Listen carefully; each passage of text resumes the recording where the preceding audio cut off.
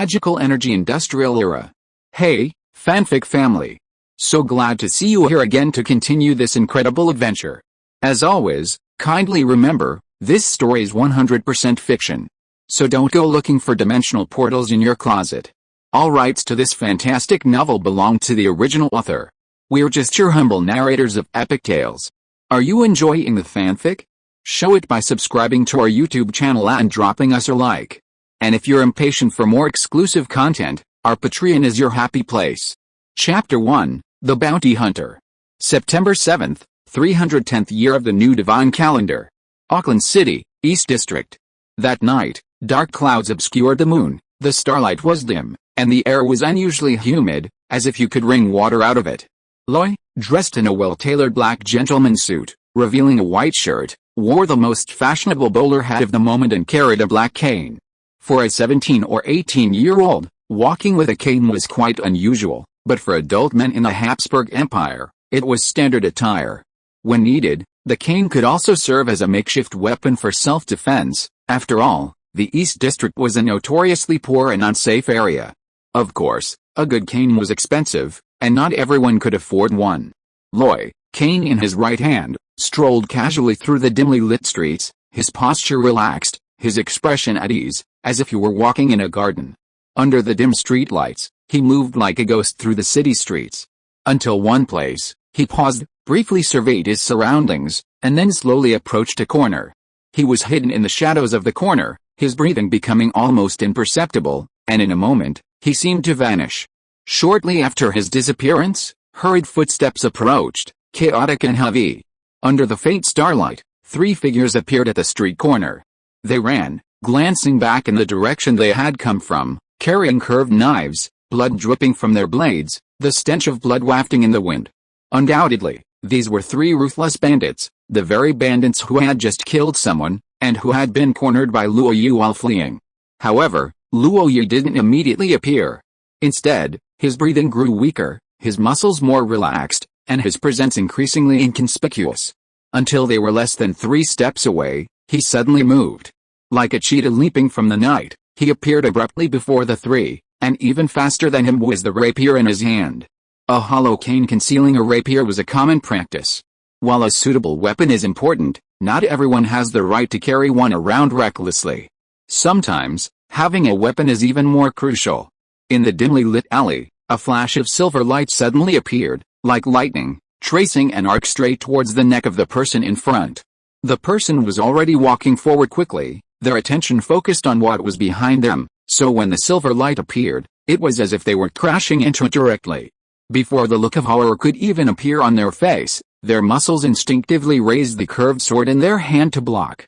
The only advantage of a sword hidden in a cane is its concealment, but it also has many disadvantages, such as it can only be a rapier, and the blade is thin, making it difficult to block, etc.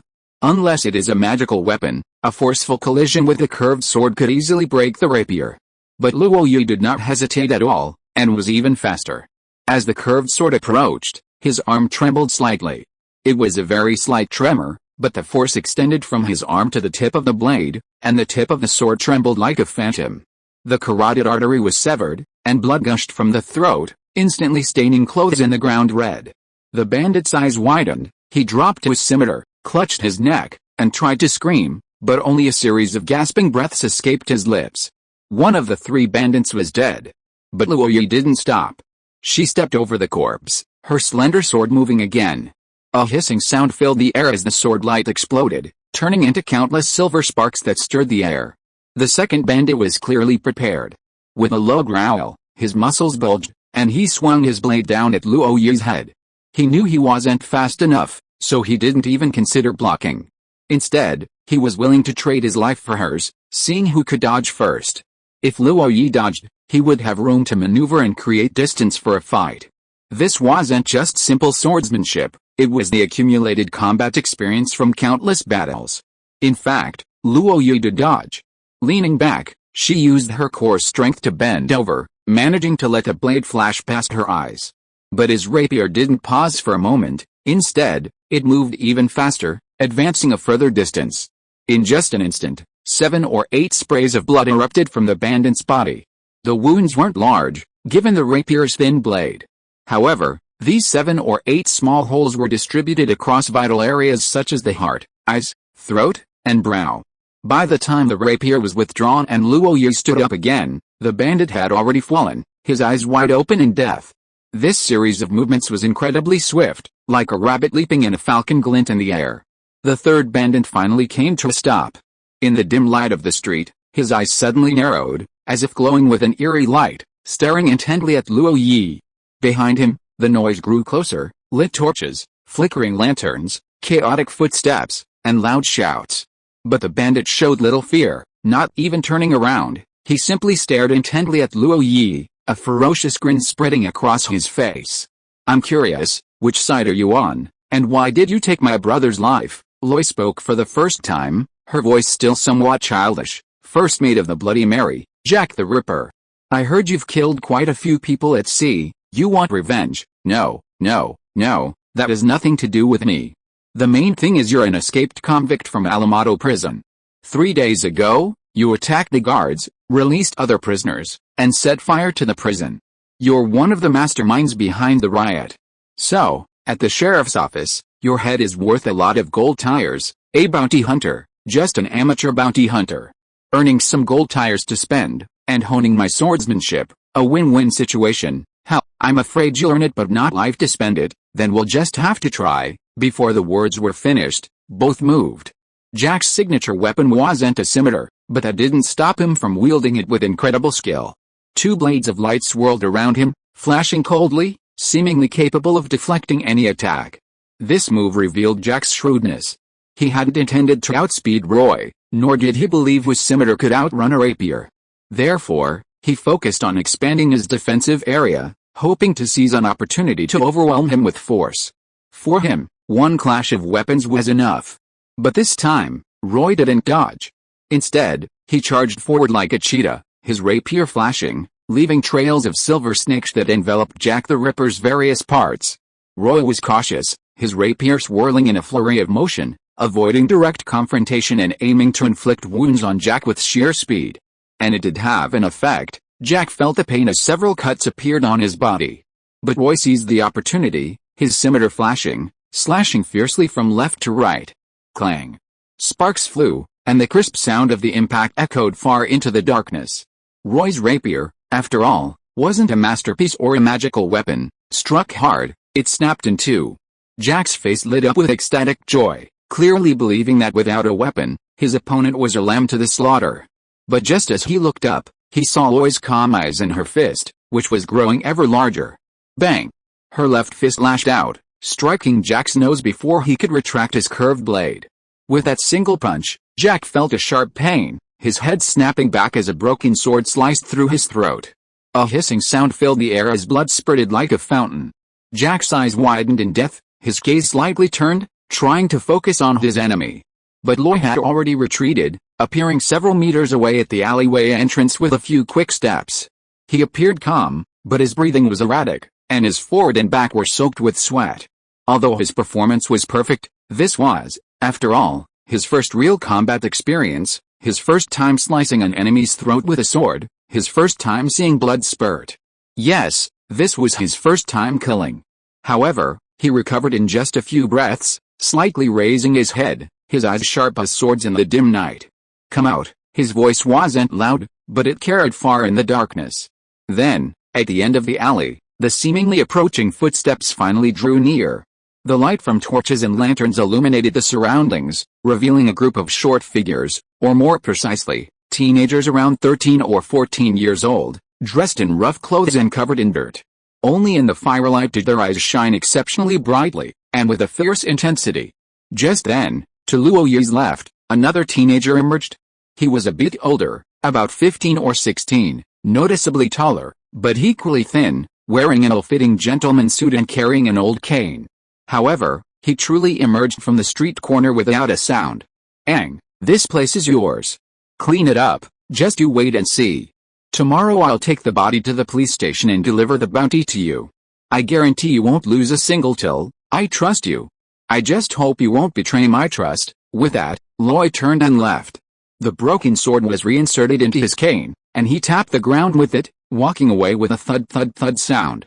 His posture was still so upright and elegant, except for the bloodstains on his clothes. Otherwise, he would have looked exactly the same as when he arrived. Behind him, Aang's face showed envy, and he unconsciously twisted his body, as if trying to make his gentleman's clothes fit better. Imitation always ends up looking like a poor imitation. However, Aang was now surrounded by a group of young men. As soon as he came to his senses, he shouted, "Everyone, move! Quick, move! This is the beginning of our brotherhood's rise to fame." In the distance, in the darkness, Loy was already shouting in his mind. Deep Blue, stop playing dead. Give me your assessment of this battle. Also, that attribute panel you mentioned, can it be constructed yet, Master? The basic conditions are met, but to ensure accuracy, I need some time. How long? 1 or 2 days at the shortest, 3 to 5 days at the longest. Alright, I'll give you the time. I just hope it's as useful as you say. Choosing October 1st to release a new book isn't really a good date, mainly because the editors are on holiday. But I still released it, because National Day is also the book's birthday, which is a real bargain, haha. Chapter 2, The Magic Industrial Revolution. The night deepened, and the world grew even darker. The street lights hanging on the main street, though protected by windshields, still swayed precariously in the night wind, causing their already dim yellow light to flicker and shift. Even so, nothing could hinder Luo Yi's progress. He carried neither a lantern nor a torch, yet his movements were swift and silent, like a ghost in the darkness, flashing forward in the shadows. But this wasn't truly his own skill. In fact, he had only been in Auckland for 2 months and wasn't exactly familiar with the city. But what could he do when he possessed Deep Blue? Deep within his pupils, a blue light seemed to flicker, revealing a 3-dimensional map. Like a navigation system, it marked the starting point, the destination, and Luo Yi's route, with a flashing dot representing himself. Luo Yi had completed this map of Auckland in just 1 day, wandering around a bit. It was with this map that Luo Yi could move about with such ease. His destination was none other than the bustling South District, at 19 Lombard Street, Mrs. Lavinia Cassidy's rented room. This was his residence in Auckland. Although he was there to study, and Philip Magic Academy provided accommodation, he had his own secrets, and the Academy's 4-person rooms were unsuitable for him. Therefore, he carefully selected a house off campus. Time flew by, and in about half an hour, Loy was already standing in front of a house. He took out his key, quietly opened the door, and, using the sparse moonlight, prepared to climb the wooden floor to the 2nd floor. Even though he walked very lightly, the old wooden stairs creaked under his feet. Then, from a room in the corner on the 1st floor, the light of an oil lamp shone, and an elderly woman with gray hair poked her head out. "Is Mr. Loy back?" Loy paused, then said, "Mrs. Cassidy, I'm sorry to disturb your rest. I'm getting old, so I'm a light sleeper." "It's nothing. Is there anything I can help you with, Mr. Loy? I've prepared hot water in the kitchen so you can take a nice bath. There's also some bread, bacon, and milk. Have some before bed, it'll warm you up." Loy thought for a moment and said, "Then I'll trouble you, Mrs. Cassidy." "No problem at all." The old lady's voice immediately became louder as she cheerfully walked out of the house. Although her hair was gray, she was very healthy, even robust. She strode upstairs, carrying food and milk, and then prepared hot water for Loy. As for the clothes Loy had left aside, stained with blood, she ignored them, picked them up, and prepared to take them downstairs to wash.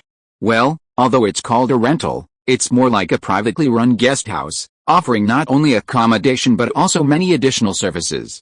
However, the price is considerably higher. Luo Yi was also hungry, so he quickly devoured his food, took a nice bath, changed into clean clothes, and went to bed. He should have been exhausted after a night of running, fighting, and killing, but at this moment, he was wide awake and unable to sleep.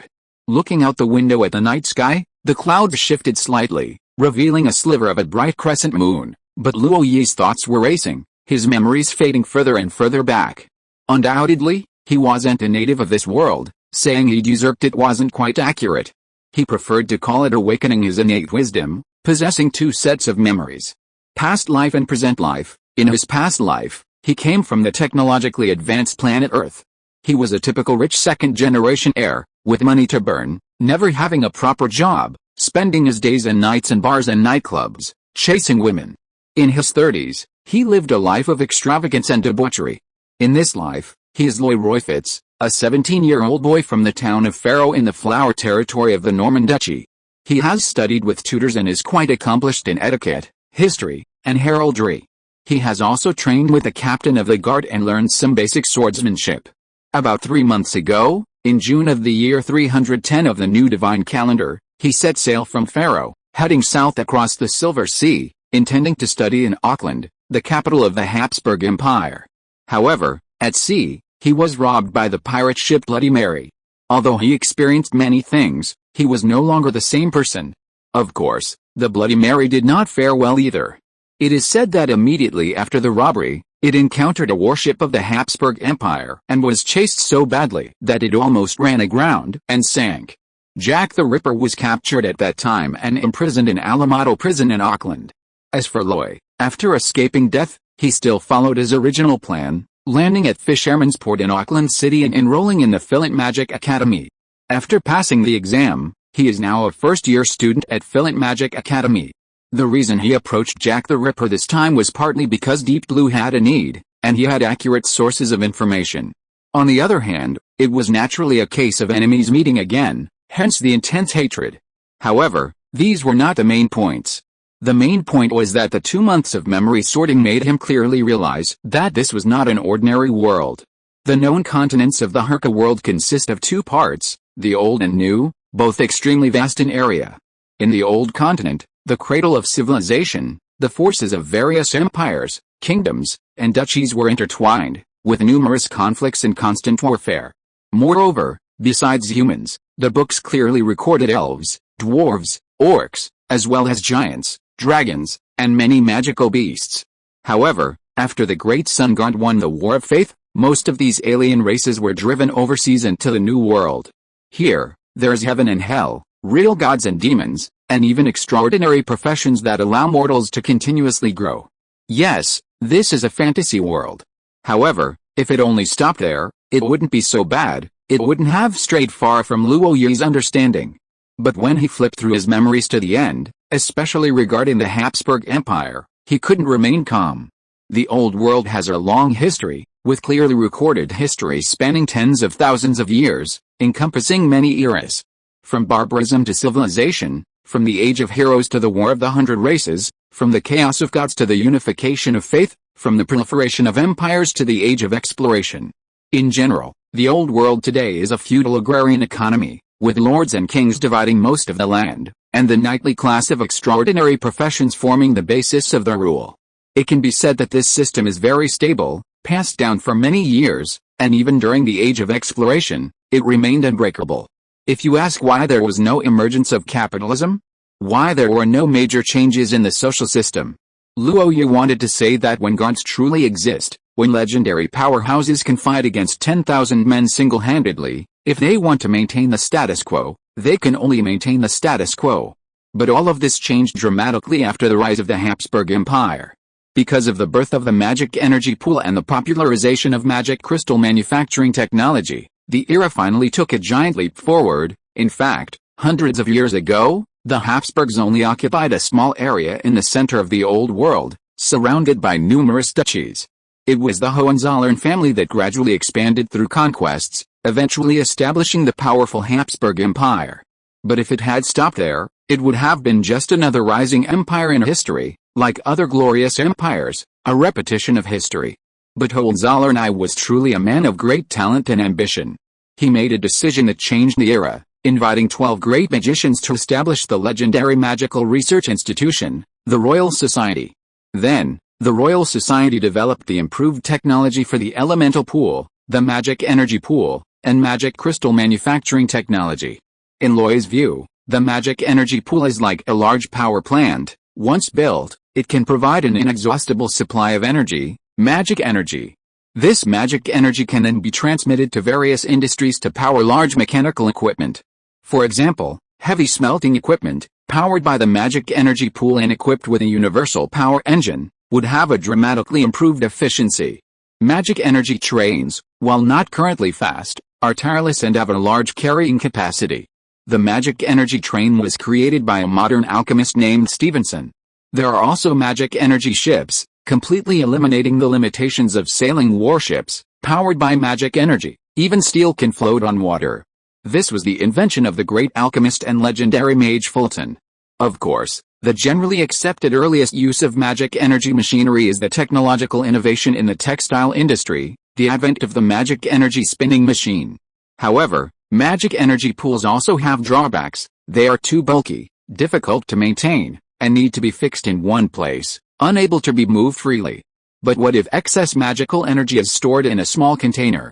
The magical energy vehicle invented by the great alchemist Stevenson is proof of that. As long as there's a supply of magical energy, it can be driven, galloping at speeds comparable to magical beasts and horses. When Luo Yi sorted through this memory, she couldn't remain calm. Because, what is this? In another world, when similar events occurred in history, they were described with only 4 words, the Industrial Revolution. However, this world is different, the types of energy are vastly different. So, how about a different name, the Magical Energy Industrial Revolution? In such an era, turmoil and chaos are almost ubiquitous. It's definitely not a good time to survive. But Luo Yi also has her own cheat, the Intelligent Gene Manager, Deep Blue. New book launch. Please collect, follow, and recommend. Thank you everyone. Chapter 3, The Demon Gunner. Luo Yi's other memory originates from Earth in the 25th century. It was a truly high-tech era, where many seemingly impossible technologies became reality. For example, space elevators that could take you directly to outer space, interstellar warships that could explore the universe, mages that could be controlled by thought, and various gene-based drugs that could extend lifespan. Among these advanced technologies, the intelligent gene butler might seem less prominent, but you can't deny that it was a groundbreaking invention. The so-called intelligent gene butler originated from brain-computer interfaces, allowing the control of high-tech devices within a certain range using brainwaves. Later, through continuous iteration and updates, it evolved into a self-contained supercomputer formed by secondary programming of human cells. After being embedded in genes, it can solve problems such as information storage, assisted learning, monitoring physical health, data analysis, and shielding the senses. Of course, its most important ability is to assist in operating various high-tech products. As long as it is connected to the network and commands are issued, various intelligent machines can act autonomously. The most famous example is its ability to control mages on the battlefield, wreaking havoc. The Deep Blue 5.0 installed on Luo Yi was only a civilian version, with many limited functions, but even so, it was extremely useful. He had some experience in physical training and swordsmanship, but due to his young age and lack of dedication, he was at best a beginner, comparable to an ordinary militiaman with some training. However, when he used Deep Blue's health monitoring module and assisted learning module in conjunction with the data analysis module to develop a scientific training plan, his strength improved dramatically in just 2 months. Tonight's battle, where he fought 3 opponents, including the first mate of the Bloody Mary, Jack the Ripper, was proof of that. If the times weren't so restrictive, Luo Yi felt he would have a promising future as a combatant.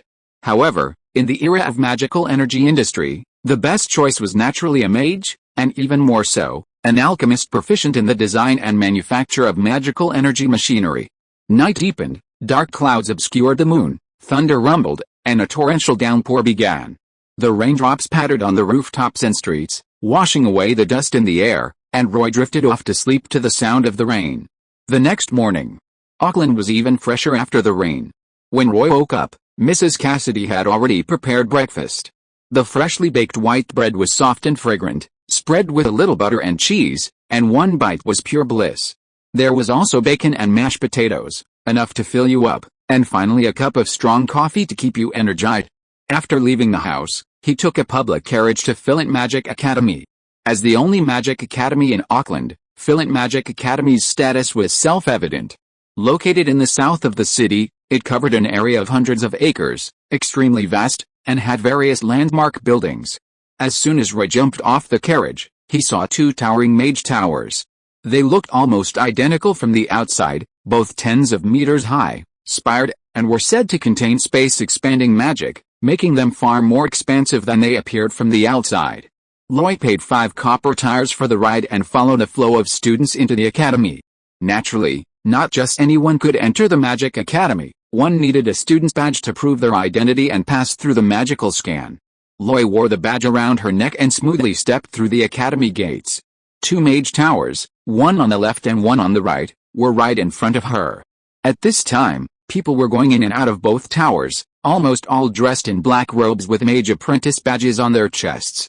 If there were anyone a level higher than Loy and her ordinary students, they were the mage apprentices who had been proven to have the aptitude to become mages. They had mastered several spells, possessed relatively substantial magical power, and were qualified to enter and exit the mage towers, becoming formal mage apprentices. These people almost all held their heads high, displaying an arrogant, haughty demeanor. Of course, they had the right to be arrogant. Even if they did in advance, as long as they had a recommendation letter from a formal mage, they could secure a well-paid position in various magic factories, government agencies, or even the military. For ordinary people, having this qualification was already quite remarkable. Luo Yu was very cautious as he passed through. One should always maintain a degree of respect for the unknown. However, he didn't head towards the teaching building, but instead turned right onto a shady path. After walking several hundred meters, the view suddenly opened up before him. It was a rather large training ground. The Magic Academy's training ground was different from what ordinary people imagined. It wasn't a meticulously manicured lawn, but rather a thick layer of sand. Rows of weapon racks lined both sides, displaying various longswords, greatswords, rapiers, and shields, as well as various training equipment. Some Luo Yu recognized, such as various dumbbells, tree stumps, and stone weights, in all sizes and weights. Others were unfamiliar to Luo Yu. He saw someone dodging some kind of winged flying ball, its speed increasing rapidly, even creating afterimages. Outside the training ground was a running track, which Luo Yu glanced at and estimated to be at least 800 meters long. At this moment, the entire training ground was packed with people, some trained alone, some in pairs or small groups, and others were being instructed by teachers, who loudly corrected their mistakes. Upon closer inspection, besides those honing their physical skills, many were also practicing swordsmanship, all using rapiers. Although the styles varied, some were rapiers with needle-like blades, sharp points, and semicircular hilts with highly flexible blades. Their primary attack method was thrusting, supplemented by parrying, flicking, and slicing, with blocking being their least effective technique. Yet, these rapiers produced a series of whistling sounds as they were wielded, some moving so fast that only afterimages remained. Another type was a single-edged rapier, sharpened on one side, with a thicker blade than a rapier. When wielded, it produced a continuous series of whistling sounds as it cut through the air. In the blink of an eye, the humanoid targets in front of them were already riddled with holes. This is a magic academy, and it's quite strange that a group of students aren't practicing spellcasting, but rather exercising and honing their swordsmanship. But this is the norm in magic academies these days. As Luo Yu passed the training grounds, her gaze darted around, but she didn't stop until she approached a shooting range, where she finally stopped. It was a rather rudimentary shooting range, with only sandbag fortifications and targets erected every 10 meters. Some were humanoid, made of incredibly hard ironwood strung together, and when dressed up, they looked like standing figures. There were also conventional targets, with 10 rings from the outside and the center point no bigger than a fingernail. These targets were crudely made, but they were consumables, and even a wealthy magic academy wouldn't want to waste its funds on them. It seemed a bit early. There weren't many people at the shooting range. Besides an instructor, there were only 5 or 6 people practicing shooting, even fewer than the number of onlookers. They were all focused, engrossed in handling their magical firearms, cleaning, checking, loading, raising their hands, activating. The magical firearms they used were the first-generation standard magical firearms issued to the Habsburg Empire's legions. By today's standards, calling them ancient wouldn't be an exaggeration. Their main body was made of mahogany and refined iron, reinforced with mithril, and covered with various magical runes extending to the barrel. The runes converged at the rear of the gun, where a thumb-sized magic crystal was embedded. This magic crystal was a rhomboid hexahedron, containing a mixture of yellow, red, cyan, and blue colors, representing the magical energy of the 4 elements, earth, fire, wind, and water. The person wielding the gun was a blonde, blue-eyed, sunny young man with a bright smile. He chose the furthest target, gripped the firearm, and magic surged within him, illuminating the magic crystal and causing the runes to glow. Bang! A gunshot rang out, and a bullet the size of a soybean was propelled out, billowing smoke like fire from the muzzle. Then, 50 meters away, the humanoid target's head exploded, splinters of wood raining down. One could imagine how horrific it would have been if that bullet had landed on a person. Wow, a crowd around gasped in surprise. The sunny young man, clearly pleased, spread his arms and gave a gentlemanly bow to the crowd. Then, as if performing, he quickly loaded, checked, and fired. 4 shots in quick succession, and the humanoid target 50 meters away was completely shattered. Undoubtedly, this ironwood target couldn't withstand the attack of the magic-powered firearm, so even an ordinary knight, clad in plate armor, was no match for it. And this was the reason why the Habsburg Empire was able to end the era of knights. P.S. After much thought, I feel that magic-powered firearms shouldn't be usable by just anyone. A magical civilization should look like a magical civilization. The foundation of a magic-powered industry must be a sufficient number of talented people. Chapter 4, Class. Before the advent of magic-powered firearms, knights were the absolute protagonists of the wars on the Old World. While not all knights could reach the 3rd rank and unleash their battle aura, all formal knights were at least at the 2nd rank, with their life seeds sprouting and a faint trace of battle aura flowing within them. Thus, each knight possessed immense strength and astonishing stamina, coupled with heavy armor and riding horses with the blood of magical beasts. They were truly like moving savage behemoths, crushing any enemy they passed. Therefore, knights were the lowest rank of nobility, the cornerstone of rule. But when magic-powered firearms appeared, this invincibility vanished. Decades ago, the Habsburg Empire and the Old World's overlord, the Bonaparte Empire, fought a great battle, proving the power of the 3-stage firing method. Forming ranks, arranged in 3 rows, firing in rotation, the denser the enemy ranks, the faster they died. But this was only the beginning. At that time, magic-powered firearms were single-shot, cumbersome to reload, and slow to fire. The Habs Empire now possesses repeating magic pistols, magic rifles with a range of hundreds of meters, and ridiculously powerful magic cannons. It can be said that the emergence of the magic gunner profession has changed the traditional warfare model of thousands of years, making the nightly mass charges a joke. Of course, training a qualified magic gunner is not easy.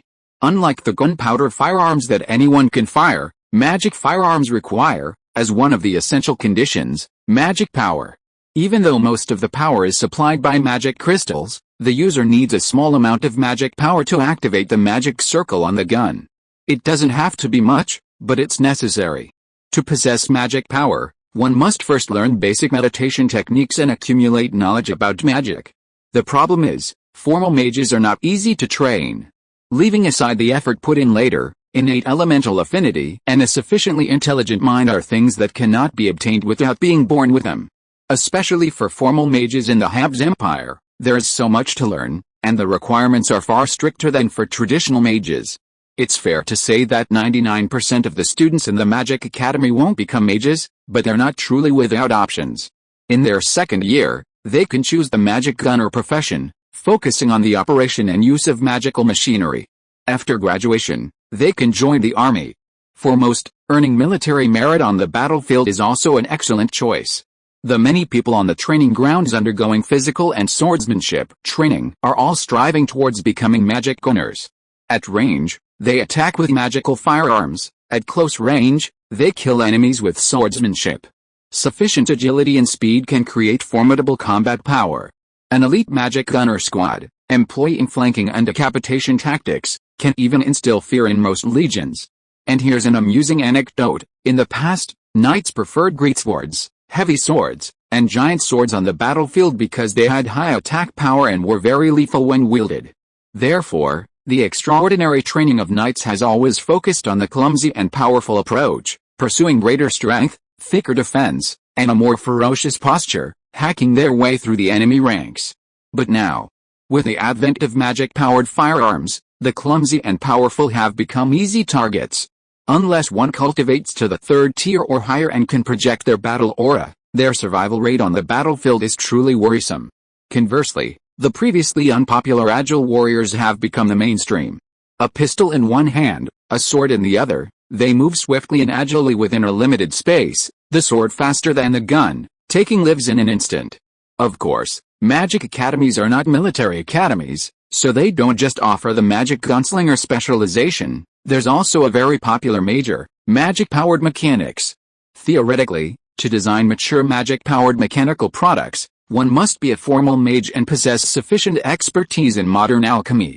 It's not that we look down on ordinary people, but without understanding magical inscriptions, spell structures, and inscription techniques, even if you wanted to design one, you couldn't. However, while design can be entrusted to formal mages, the production, equipment, debugging, improvement, maintenance, and even final repair of magical machinery all require a large number of specialized personnel. They may not reach the level of formal mages, but without any magical power, they cannot even perform the simplest tests. These individuals are indispensable and extremely rare technical talents, the most crucial part of any magical machinery factory. Take the most common magical textile factory as an example. Although its work efficiency is dozens of times that of traditional craftsmanship, the starting, stopping, maintenance, and upkeep of the magical spinning machines all require these specialized personnel. Their salaries are also the highest in every factory. While ordinary employees earn 30 to 40 silver tires per month, these technical staff earn at least one gold tier. If their skills are exceptional and they can solve multiple problems, they might even be sought after by factory owners, belonging to the elite middle class. Of course, both magic gunners and professional magical machinery technicians are talents the Habsburg Empire craves. The more, the better. Therefore, the Habs Empire has initiated universal education, requiring all those of school age to attend school. After 6 years of compulsory education, there will be corresponding assessments. As long as the grades are not bad, one can be sent to a magic university for further studies. If one or two become formal mages, that would be a huge win. At the very least, one can become a magic gunner and make a name for oneself on the battlefield, or become a technician, filling the huge pit of magic energy industry as a cog in the machine. Either way, it is a very good way out for ordinary people. Luo Yi awakened his innate wisdom and knew the power of the Industrial Revolution, so he naturally wanted to join in. Therefore, his goal from beginning to end was to become a formal mage. However, traditional learning methods were too slow, and he couldn't wait. So he had to think of some other methods. Early in the morning, the reason why Luo Yi came to the academy training ground instead of the classroom was that the morning's classes were not for theoretical knowledge learning, but for a physical training and basic swordsmanship. When the class bell rang, the physical education teacher was already there. Matthew Bolivar, a quintessential Habsburg giant, stood nearly 2 meters tall. His muscles bulging, his shoulders incredibly broad, exuding an imposing and visually striking presence. He was said to be a retired officer from the regular army, a second-tier, 7th-level knight, possessing freakish physical attributes and exaggerated strength. Roy had seen his weapon, a greatsword, so large that when held upright, its blade could obscure half his body, and the force of its swing was blinding. However, in this era, his physique was a disadvantage. His immense strength inevitably sacrificed agility and reflexes, making him a sitting duck against the concentrated fire of magic-powered muskets. Therefore, he was only a physical education teacher, not a swordsman. The swordsmanship teacher, Mr. Williams Culler, was tall and slender, his muscles not overly muscular but refined, like strands of steel twisted and attached to his bones. He possessed an astonishingly fast swordsmanship, capable of wielding it 6 times in a single night. His most spectacular performance was on the first day of class, when he tossed an apple into the air. As it fell, the sword flashed past with a series of swish, swish, swish, shattering the apple into 7 pieces. The speed of the sword and the reaction were incredibly fast. Mr. Collar was a second-tier, 8th-level Windchaser swordsman, but not from the Legion. He was a mercenary who had traveled the world. He was only invited to the academy as a teacher because he knew the dean. It was rumored that one of his conditions was that the dean find a mage apprentice to teach him meditation and accumulate magic power. Clearly, unlike the physical education teacher, Mr. Matthew, who was just trying to make a living, this man had a bright future. If he truly mastered meditation, gained magic power, and became familiar with the use of magical firearms, combined with his fast swordsmanship, his future would be very promising. Even if he couldn't get a government job in the empire, wealthy merchants and even nobles would be willing to offer extremely high salaries to hire him as a guard captain. The 2 teachers' class took up the entire morning. After the training, almost all the students collapsed on the ground. The reason for saying almost is that a few of them seemed quite relaxed, and Lloyd was one of them. He barely paid attention to the teacher's arrangements, instead focusing on the high-intensity physical training planned by Deep Blue. The results were immediate. His agility and reflexes were now at the limit among his peers, and his swift swordsmanship far surpassed the basic swordsmanship taught by Mr. William Sculler. The two teachers naturally recognized that Luo Yi had his own lineage, so they were indifferent, only bothering him as long as he didn't cause trouble. When the bell rang, Luo Yi didn't delay, running towards the cafeteria. The Magic Academy's cafeteria received special subsidies from the Empire, calculated per person, providing extra funding.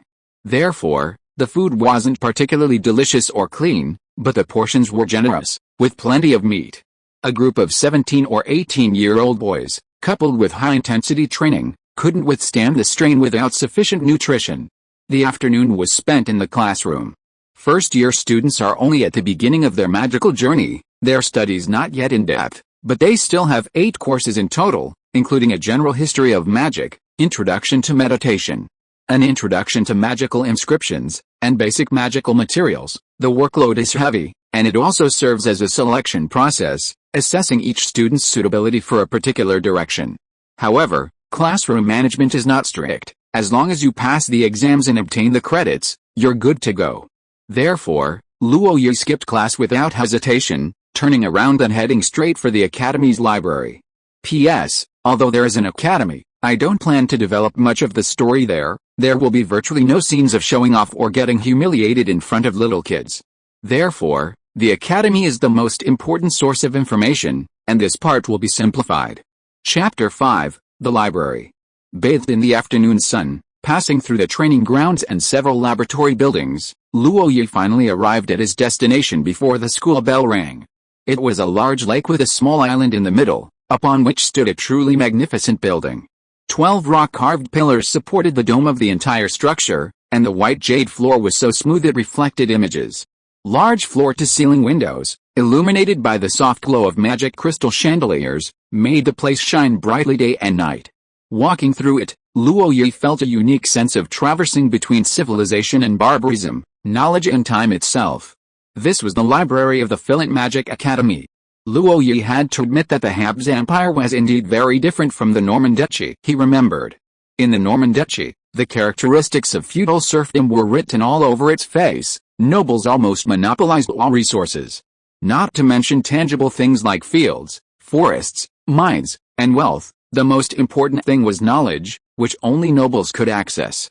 In other words, if one's birth is unfavorable, even the greatest ambition is futile. There's only one path left: rebellion. The Duchy of Norman also has a library, built by the Grand Duke of Norman, located in the capital.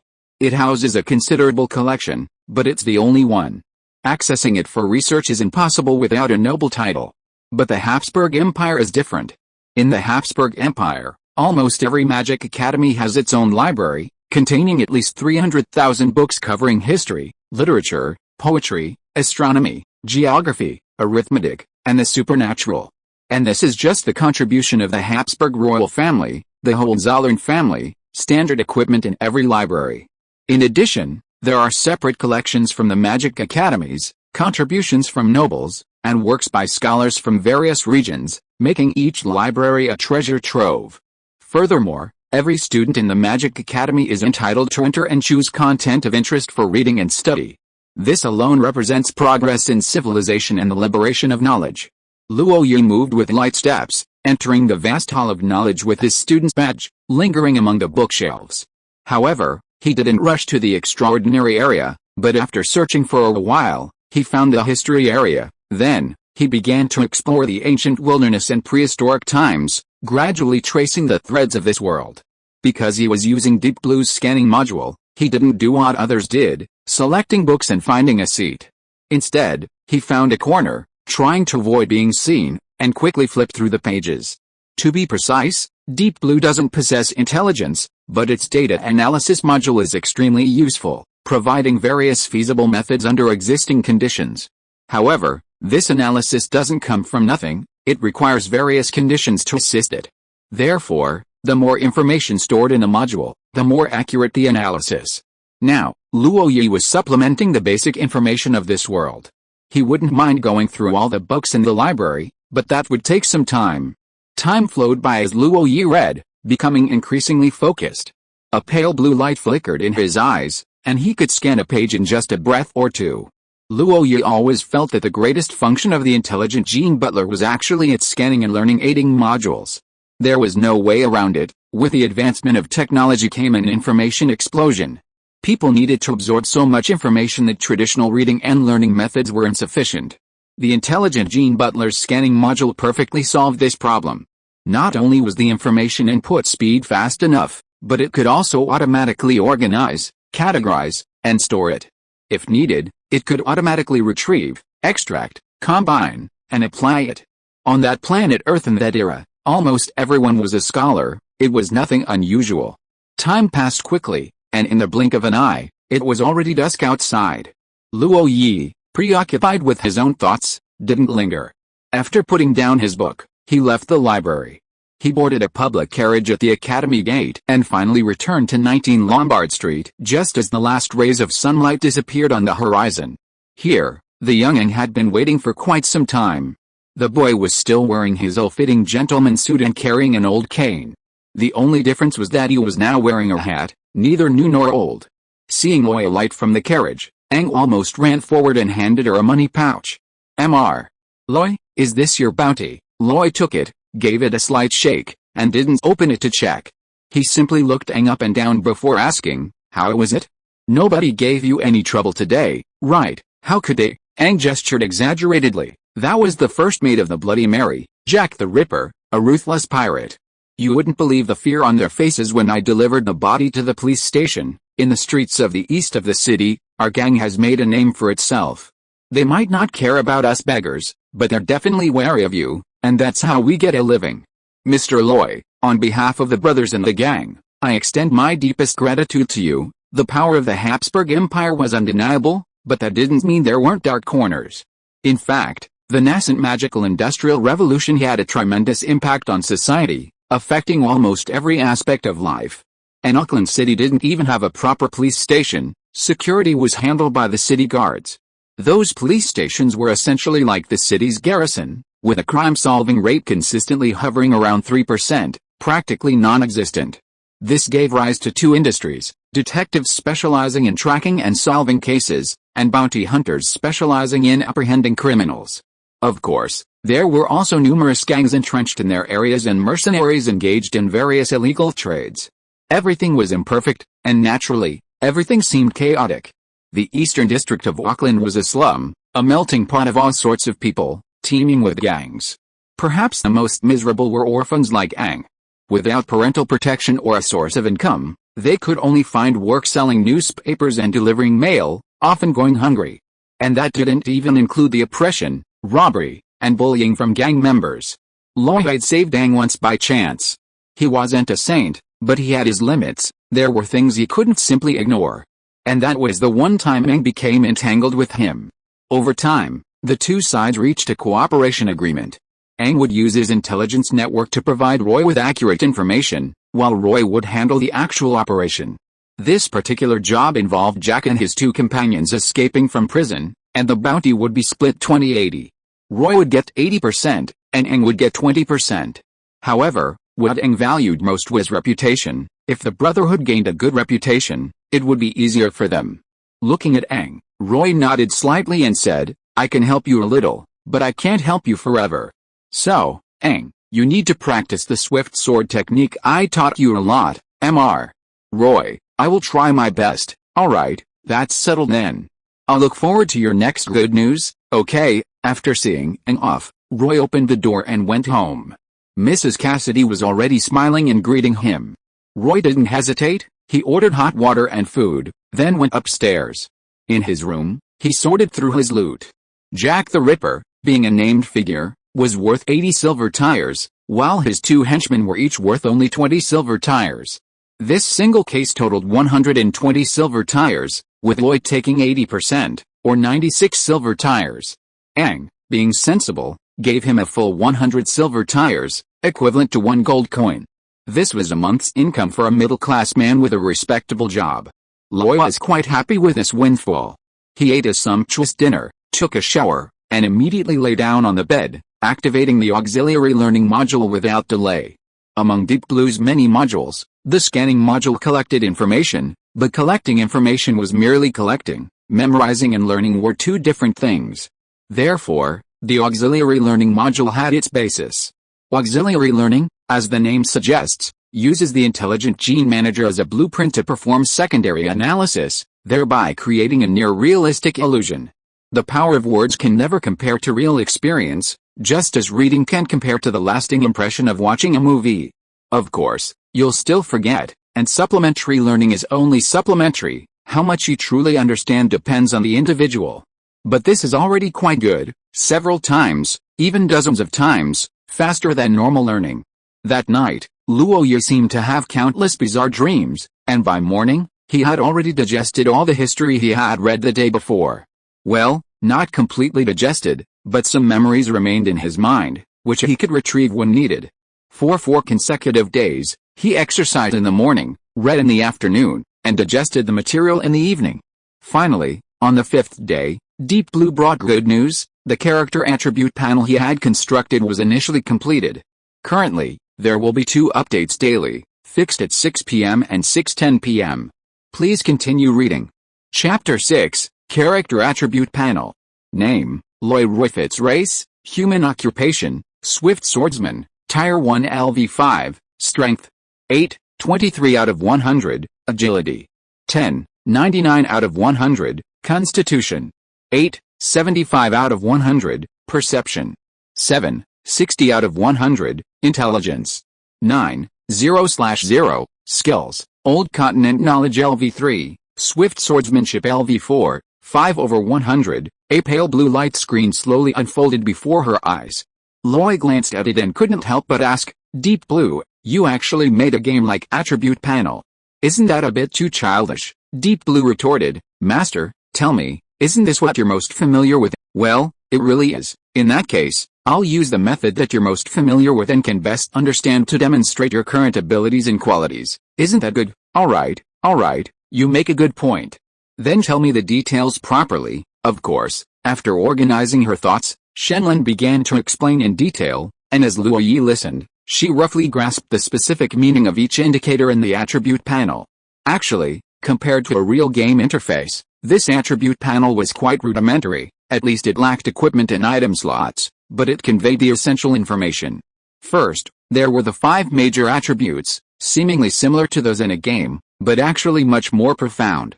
For example, the Strength attribute was a combination of muscular strength, explosive power, endurance, and cardiovascular strength, representing a person's overall physical fitness.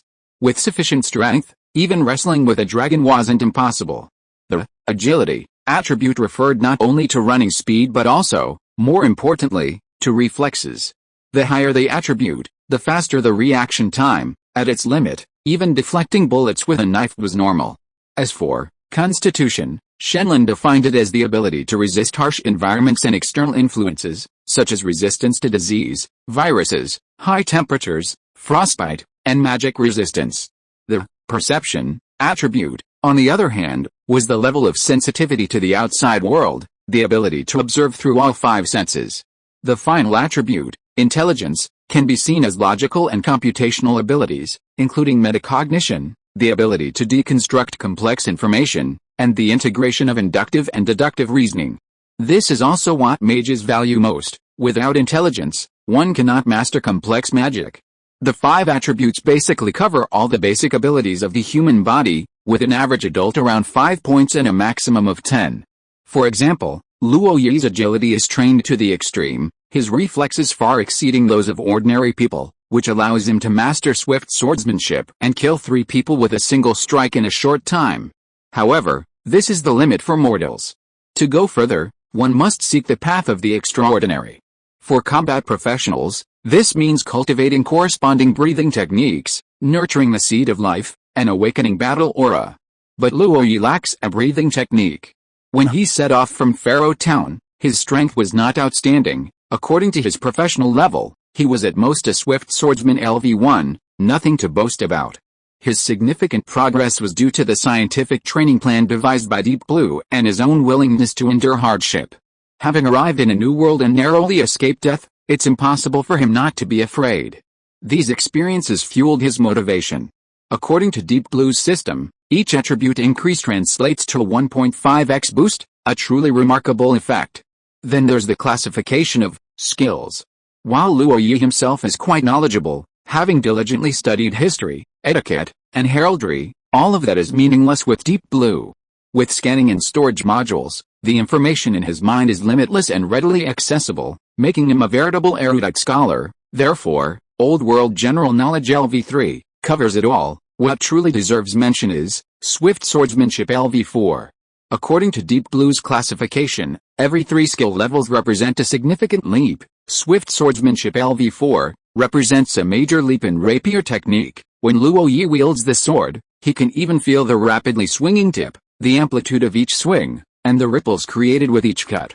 To outsiders, it was all a blur of motion, but in his hands, it was effortless, like an extension of his own arm. Of course, this was also due to the bonus of having 10 points in the agility attribute.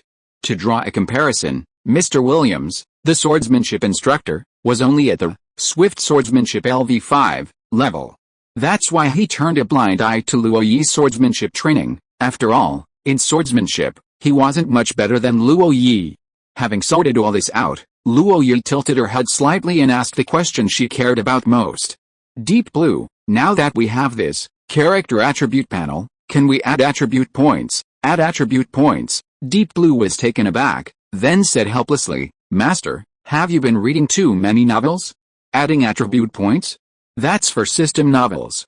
I'm just an intelligent gene butler. All my abilities are based on the original design and have to be logical. Then what's the point of creating this panel? Of course, it's to see my skills and status most directly, and to clearly challenge my limits.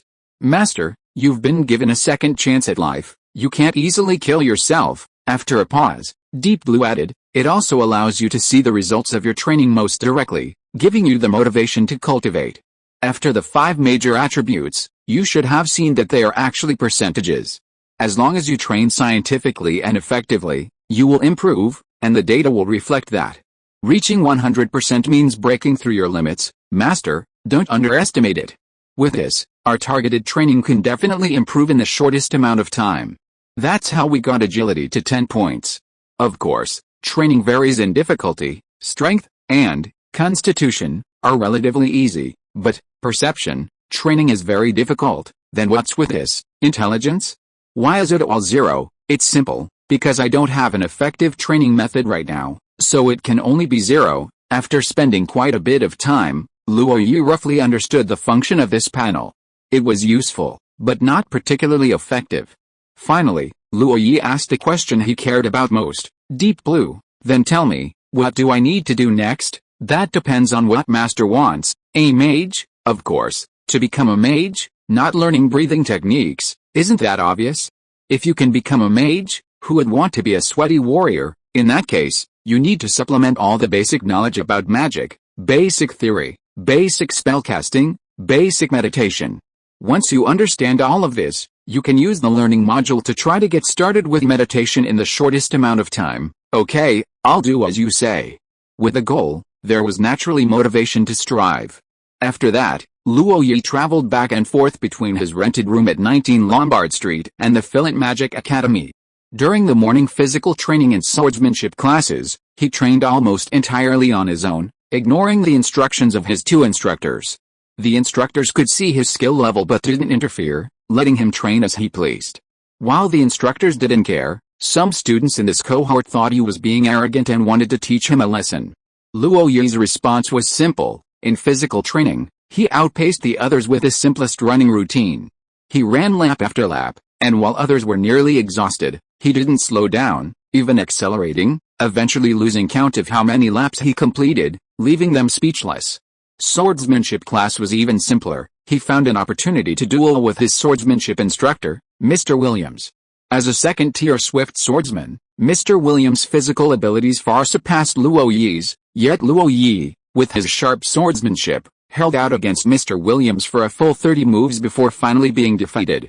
Although he lost, the 2 swords clashed so fast they seemed invisible, sparks flying from their blades, leaving the students dumbfounded. From then on, no one dared to bother him. and the two teachers completely ignored him. Of course, Luo Yu also lost his friends, no one even bothered to talk to him anymore. However, Luo Yu had no interest in playing with a bunch of kids and preferred his freedom. In the afternoon, he went to the library to read. This time, he lingered in the extraordinary realm, not just reading magic books, but all kinds of extraordinary books, including those about combatants. It was during this trip that he filled in many gaps in his knowledge of the extraordinary realm, gaining a deeper understanding of this world.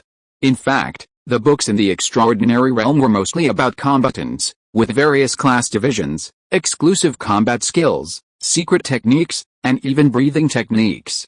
Yes, the library even had breathing techniques, and quite a few of them. This would be impossible in the Norman Duchy, where almost every breathing technique was a family heirloom. Even if it were a side story, it would be subject to various restrictions and tests, and might even require signing a servant's contract. But here, it was just openly placed on the bookshelf, seemingly without a care in the world. At first, Luo Yu thought it was a bit exaggerated, but then he realized it was intentional. It displayed the disdain and contempt that a magic academy showed towards warriors. However, Luo Yu felt that his biggest benefit was these breathing techniques. Shen Lan even used them as a blueprint to analyze their specific principles. Although Luo Yu wanted to become a mage, analyzing them wouldn't take much time, so he was happy to do so. However, compared to the gains of a warrior, his magical knowledge was quite lacking. He had read many biographies and travelogues of archmages, but specific magical training, especially advanced content, was scarce. Luo Yu guessed that this content was either on the second floor of the library or in the two mage towers. However, he had scanned all the books for the 8 first-year courses into his mind. As for formal classes, he hadn't attended a single one. During this time, Luo Yu also made 2 more moves. Both were missions from the police station, targeting ruthless bandits. With accurate information from Aang, he went out at night and killed them with a single blow. Among bounty hunters, those like Luo Yi, who specialize in high-difficulty missions and kill with a single strike, are rare. Thus, his reputation spread, earning him the title of Ghost Hunter, because no other hunter had ever seen his true face. Aang's gang also benefited. The group of kids now had a powerful backer, and with his ruthlessness, they controlled an entire street, finally no longer going hungry. Time flew by, and a month into the semester, on August 1st, he was finally ready. Luo Yu decided to officially begin learning magic. He had initially hesitated about writing down the attribute panel, but later realized it was the clearest way, so he wrote it down. Chapter 7, A Failed Attempt at Magic Learning. Fillant Magic Academy. Afternoon, the sun shines brightly. It's a spacious, bright classroom, its tiered design capable of accommodating hundreds of students, but since it's not a large class, only a few dozen are scattered throughout. On the platform, a stunningly beautiful female teacher is writing furiously. She doesn't look very old, at least not much older than the 17 or 18-year-old boys below. Her skin has a unique, cool white hue. The sunlight streaming through the glass illuminates her face, even giving it a luminous glow, so exquisitely flawless. She also has a pert nose, cherry lips, intelligent eyes, cool, elegant eyebrows, and dazzling golden hair. From every angle, she is near perfect, like the noblest princess in the poem sung by the goddess of song, Muriel. Of course, you should also note that her ears are slightly pointed, indicating she has a rare elven bloodline. In the old continent today, elves are only recorded in books. Many people may never even see one in their entire lives. At this moment, her melodious voice echoed in the classroom, recounting the most significant chapter in the history of magic. The Royal Society originated from the initiative of His Majesty Habsburg I in an era when magic was still considered a mystical domain, and its transmission was based on master-apprentice relationships. He invited 12 of the greatest magicians of the time to establish the Royal Society.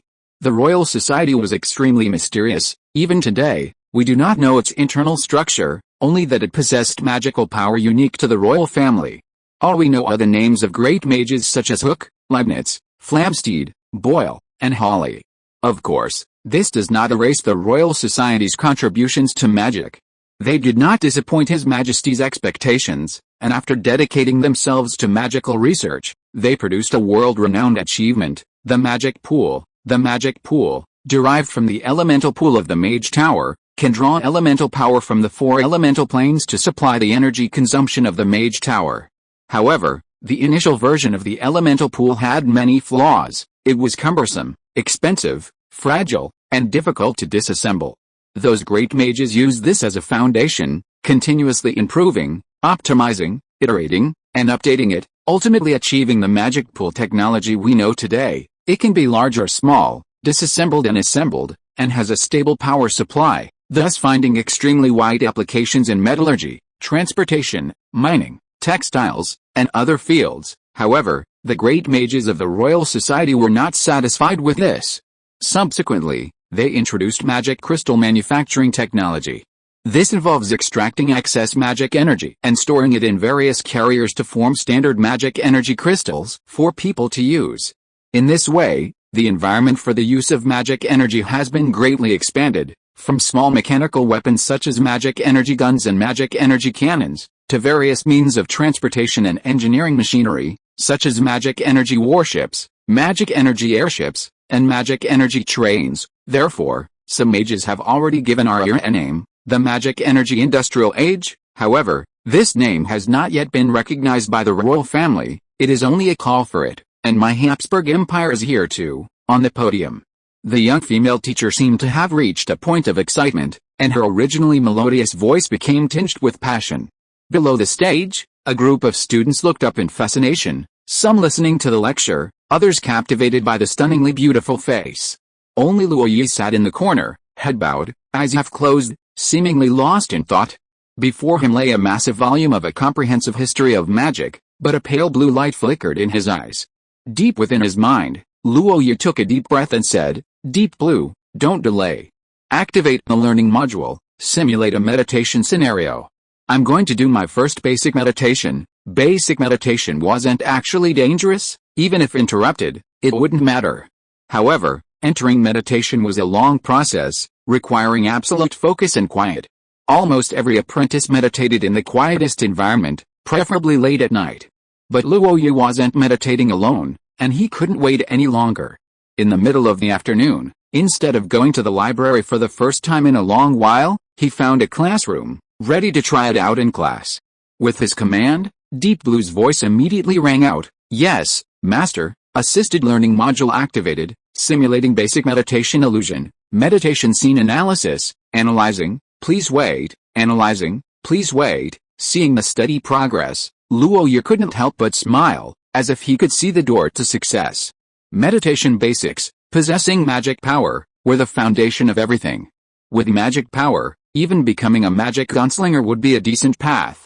However, just as he was rejoicing, fate played a cruel joke on him.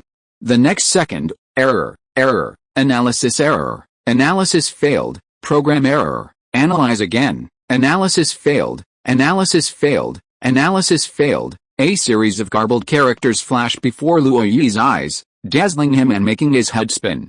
He couldn't help but shout, "Enough! Stop it!" The already quiet classroom became even quieter, countless eyes converging, finally bringing Luo Yi back to his senses. He instinctively had a bad feeling, and sure enough, when he looked up, a perfect face was right in front of him. The faint smile at the corner of her lips gave Luo a bad feeling. "Teacher Lilia, would you believe me if I said I had a nightmare?" Lilia's smile widened, and many boys were captivated by her smile, but Luo was terrified. "Do you think I would believe you?" Lilia looked him up and down, then seemed to realize something. "You're Roy Roy Fitz?" "The Roy Roy Fitz who hasn't attended a single magic theory class in a month, but I'm here to class, aren't I? Then shouldn't I be honored that at least you attended my class, and not another teacher's?" Luo's lips twitched, and he could only say, "Actually, I have been studying diligently after class." "Really? Really? Then I'll ask you a question. If you can answer it, I'll exempt you from the punishment for disrupting class." "Okay, what is it? How about you tell me about the types of carriers for magic crystals?" This caused an uproar, and the surrounding students all watched with expressions of amusement. This part is somewhat related to a general history of magic, but not really, and it's mentioned later, not yet covered. However, a glint flashed in Luo's eyes, and he immediately said, "Magic crystals, the carriers of magical energy." In the beginning, the great mages of the Royal Academy tried many magical materials for storage. These included diamonds, gemstones, jade, amber, and pearls, each with its own advantages and disadvantages. The best was ruby, but rubies were extremely rare, each one incredibly expensive, making them too extravagant as a carrier for magic crystals. Ultimately, the Royal Academy adopted Moonstone. Although it wasn't the best in every aspect, it had the largest storage capacity in the Habsburg Empire and was the easiest to promote. This rote recitation finally improved Lilia's expression considerably. Correct answer, she waved her hand, gesturing for Roy to sit down, and added, meditation is important, but you must learn to proceed step by step. Amidst a burst of laughter, Roy sat down without a care. He wasn't a real teenager, and his skin was thick. Then, following the method in his memory, he whispered, Deep Blue, begin self-check. Self-check begins, gene sequence normal, retrieval module activated. Scanning module normal. Storage module normal. Auxiliary learning module normal. Analysis module normal. Shielding module normal. Self-check of each module normal. Gene chip self-check status, perfect. Deep Blue 5.0 is at your service. In the self-check state, the mechanical voice sounded very dull. Only then did Luo Yu breathe a sigh of relief. This new life had just begun. If his golden finger was ruined, how could he live his life? But after confirming that Deep Blue was fine, Luo Yu immediately said, Analyze the reasons for the learning failure for me. The blue light in his eyes flashed again, and after a while, the mechanical voice sounded again. Basic logic error. Does not conform to basic concepts, cannot identify content, cannot judge the authenticity of content, cannot plan learning goals, cannot create learning illusion. Error. Error. Error. Stop. Stop. Stop. Stop. Luo Yi hurriedly called for a stop in his mind. Only after the mechanical voice completely stopped did he rub his temples. The auxiliary learning module also had its limitations. This was mainly because the book content was too simplistic, inconsistent, and riddled with errors, preventing the illusion from forming. However, the error message wasn't for this particular module, so Luo Yi had to analyze the error message word by word. It wasn't until the bell rang, Lilia Lightninger left, and the classroom became noisy that Luo Yi had some ideas. As an intelligent gene manager, Deep Blue was quite remarkable. Even without the internet, high technology, or intelligent machine control, its auxiliary role was still very useful. However, ultimately, it was simply gene programming work using human cells as material. Its underlying logic was still that of computers, the evolution of zeros and ones, resulting in its own set of rules and operating methods. In other words, although its technology was more advanced, it still belonged to the realm of materialism. But a magician's meditation? That's meditation. That's the realm of idealism, often illogical, at least not conforming to the established logic of programming. From this perspective, Deep Blue's error is perfectly normal. But now that Deep Blue is back to normal, Luo Yi is practically tearing her apart. Of course, Luo Yi still needs to learn magic. If you are listening to this novel on a channel other than Fanfic World, it means it was downloaded and re-uploaded without effort. We warmly invite you to visit our channel, Fanfic World. There you will find the original version of this story and many other novels of various genres. We look forward to seeing you dive into a world of incredible novels. Chapter 8, The Path to Extraordinary. 10,000 years of development and the efforts of countless ancestors have resulted in a highly sophisticated system of extraordinary beings in the world of Herka.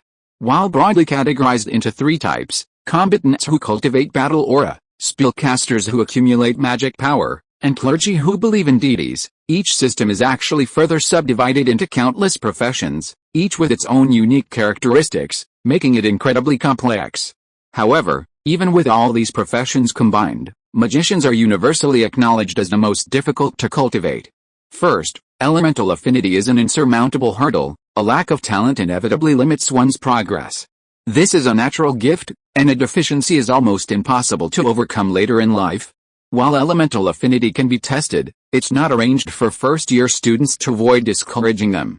Once elemental affinity is passed, comprehension comes into play, specifically the intelligence attribute.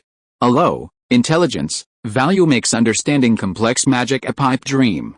Passing both hurdles indicates exceptional innate talent and remarkable aptitude, but magical learning remains tedious and monotonous. You also need perseverance, willpower, and the ability to endure loneliness, accumulating experience year after year, day after day, before you can possibly become a powerful mage. To be honest, if it weren't for Deep Blue, Luo Yi wouldn't have much confidence in becoming a formal mage. Now, Deep Blue isn't helping either, which is equivalent to cutting off her escape route. Deep Blue, you're playing dead again.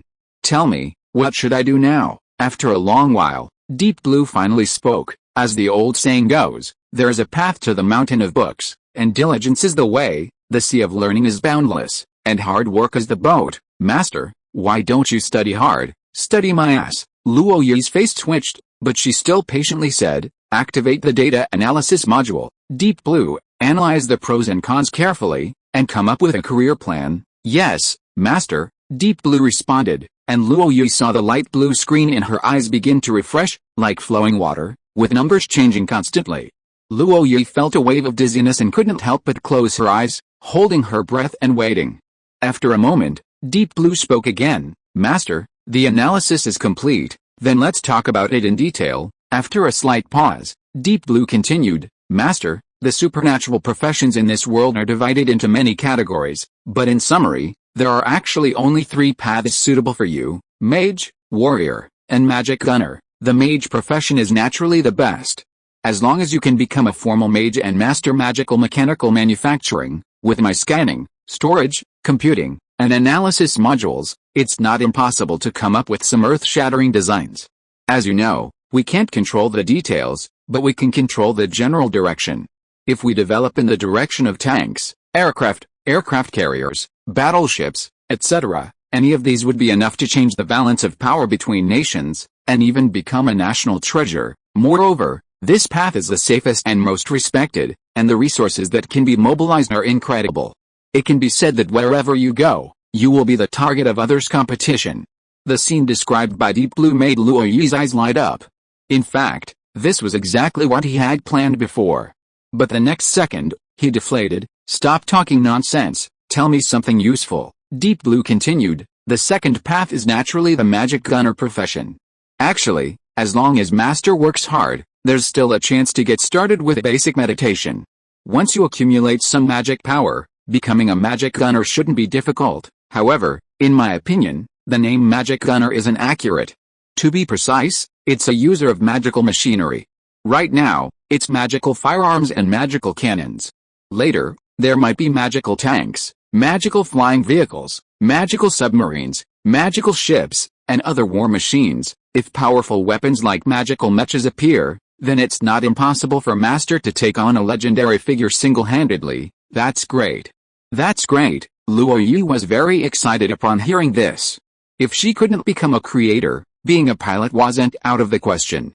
But then, a thought struck him, and he asked, shouldn't you say but now, as is your habit? Master understands me best. Deep Blue continued, the future is bright, but this path is not easy. Firstly, given the current progress of the magic energy industrial revolution, let alone drivable magic energy mechas, even magic energy tanks will likely take many years to develop. At this point, Luo Yi's face darkened, but Deep Blue didn't stop. Secondly, since Master cannot design and manufacture them himself, this path is extremely dependent on resources. Supplies, connections, background, and a team. None of these can be lacking. The best way is to continuously grow within the Habsburg Empire and climb to a high position. You're not saying there's a third reason, are you? Thirdly, this path is ultimately just a supplement to mages, basically chosen by those with poor talent and little progress on the path of magic. In the end, it's still a branch of the mage path. Perhaps it can form combat power in the shortest time, but the future is not clear. Luo Yi frowned slightly and asked, what aspect are you referring to? The heights you can reach. Of course, Master, even if you truly pilot a magic-powered mech and can rival a legend, relying on external aids results in a soul and body that haven't undergone qualitative change. According to the records, we can believe that true legends are all long-lived, whether spellcasters or warriors. But a magic gunner is different. From this perspective, it's an incomplete path to transcendence. Alright, that's the fatal flaw. Luo Yi continued, tell me more about warriors, Master. Reaching Tier 1, Level 5 in just 2 months is the best demonstration of my ability. I can provide the most support and maximize the effect of this system, allowing you to grow to an extremely high level in the shortest time. Even becoming a legend isn't impossible. The only drawback is that it doesn't fit the trends of the magic-powered era. In the age of magic-powered industry, Asking me to be a warrior is truly going against the current. Luo Yi couldn't help but complain, then asked, Deep Blue, what's your advice to me? Naturally, the combatant system, because only this extraordinary path is truly bright, the real road to heaven. You're right, but let me suggest another possibility. What do you think, Master? Please tell me, I'm listening. Cultivation isn't always one or the other, magic and battle or can coexist. So, I need to learn meditation, practice magic-powered firearms, master swordsmanship, and even practice breathing techniques. Luo Yi was still unwilling to give up, paused, and then said, later, we'll see which one suits me best and then plan accordingly. Okay. Deep Blue paused, as if calculating rapidly, and after a long while said, what Master said makes sense.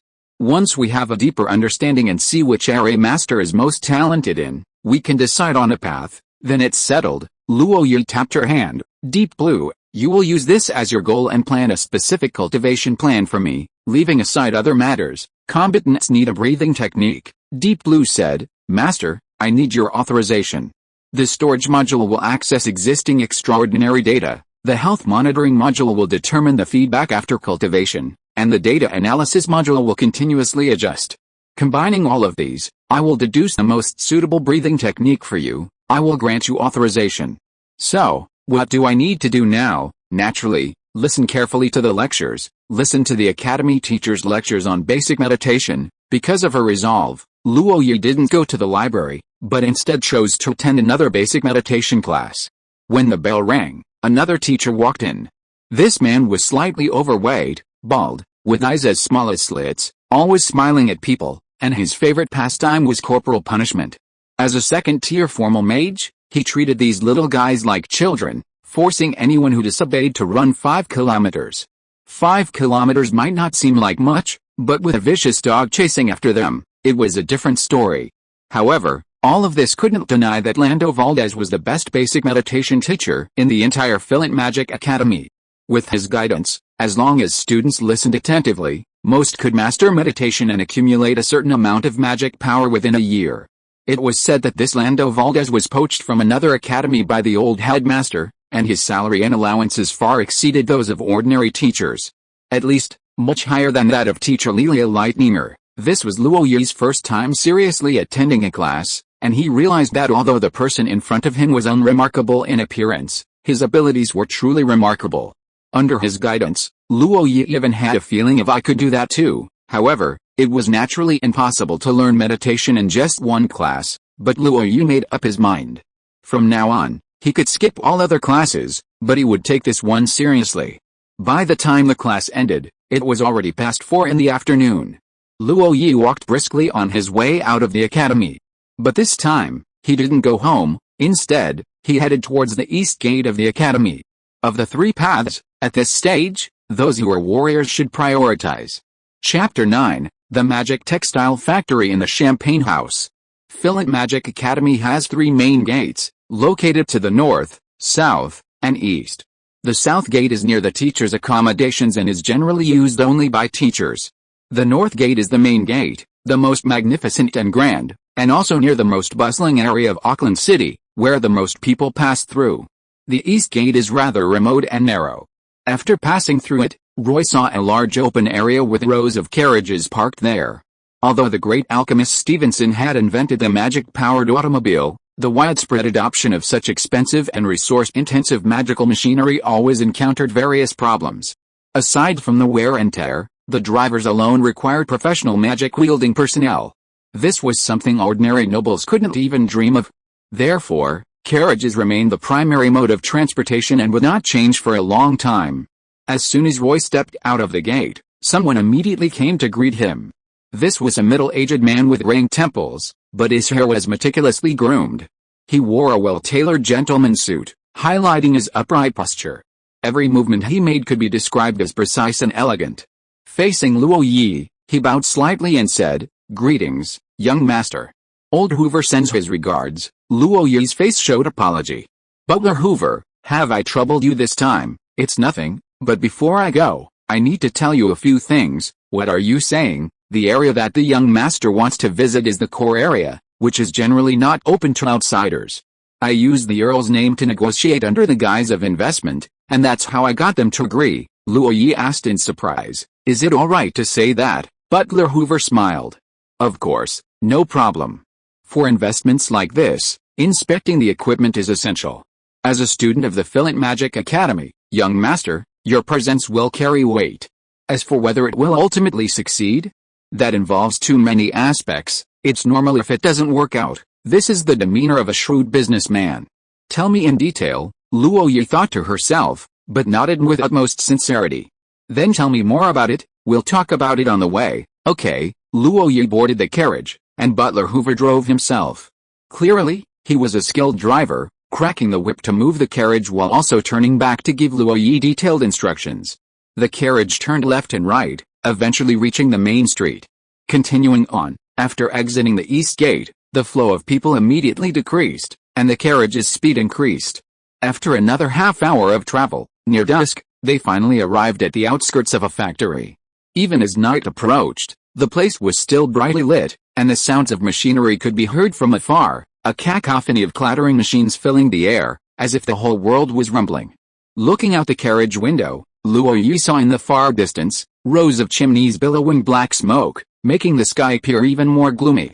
Further ahead, the factory was brightly lit, with magical crystal lamps hanging almost everywhere, making it brighter than daytime. The lettering on the gate was clearly visible. Luo Yi squinted to see the large characters, Xiangshili Magical Textile Factory. Indeed, what Luo Yi had asked Butler Hoover to do was to visit a real magical factory. Actually, Fillet Magic Academy didn't lack such things, but to see one would have to wait until their second year, after choosing the magical machinery major. Luo Yi couldn't wait that long.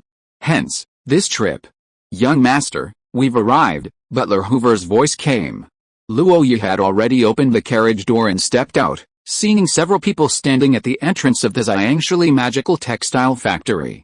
Leading them was a shrewd-looking middle-aged man. His eyes darted around, and upon seeing only a carriage and two people, a hint of disappointment appeared. He still managed to smile, took a few steps forward, bowed slightly, and placed his right hand on his chest, saying, "Are you young Master Loi?" "Yes, and you are, Maruna Marcus, the manager of the Shunsan Magic Textile Factory."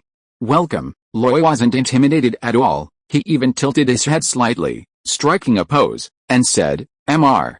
Maruna, it's a pleasure to meet you. Has Butler Hoover already told you the purpose of my visit?" "Yes." "Then take me to see the magic pool." "Young Master Loi, I'd like to confirm again, are you truly interested in investing?" Clearly, the experienced Maruna seemed to have sensed something amiss. Luo Yi remained calm and unfazed. "The family is indeed very interested in the magic power machinery factory, but you'll need to discuss the specifics with Butler Hoover. He can represent us fully. As for my purpose here, it's to inspect and assess the wear and tear and operational condition of the magic power spinning machine." "What can a little brat like you possibly see?" A very unfriendly voice rang out from behind, drawing everyone's attention. The speaker was a young man, his body and face smeared with oil. He was about 27 or 28 years old, with a very upright posture and extremely bright eyes. However, his arrogance was practically written all over his face. "Kano Lewis, if you can't speak properly, then don't speak." "This is a young master from the Earl's family." Turning his head slightly, the factory manager, Maruna, said to Loi, "This is our factory's technical director, responsible for the maintenance and repair of the magic-powered spinning machines. He has an Imperial Certified Intermediate Professional title and is also a graduate of the Fillet Magic Academy. He has a bit of a temper, so please don't take it to heart." "Wait, you said he's a graduate of the Fillet Magic Academy?" "Absolutely." "Which year?" Kano raised his head. "Graduated in 2006 with a major in magic-powered machinery. He's been working at the Xiangsh Magic Factory for 4 years. "You have a problem with that?" Loi suddenly smiled and said, "Roy Roy Fitz, a first-year graduate of the Fillet Magic Academy, greets you, senior." "You too." "Yes, I just enrolled this year. I find magic-powered machinery quite amazing, and my family also has some plans in this area, so I came." "Haha, isn't this a misunderstanding?" Factory manager Maruna quickly smoothed things over, saying, "Kano, take young Master Loi to see the magic energy pool.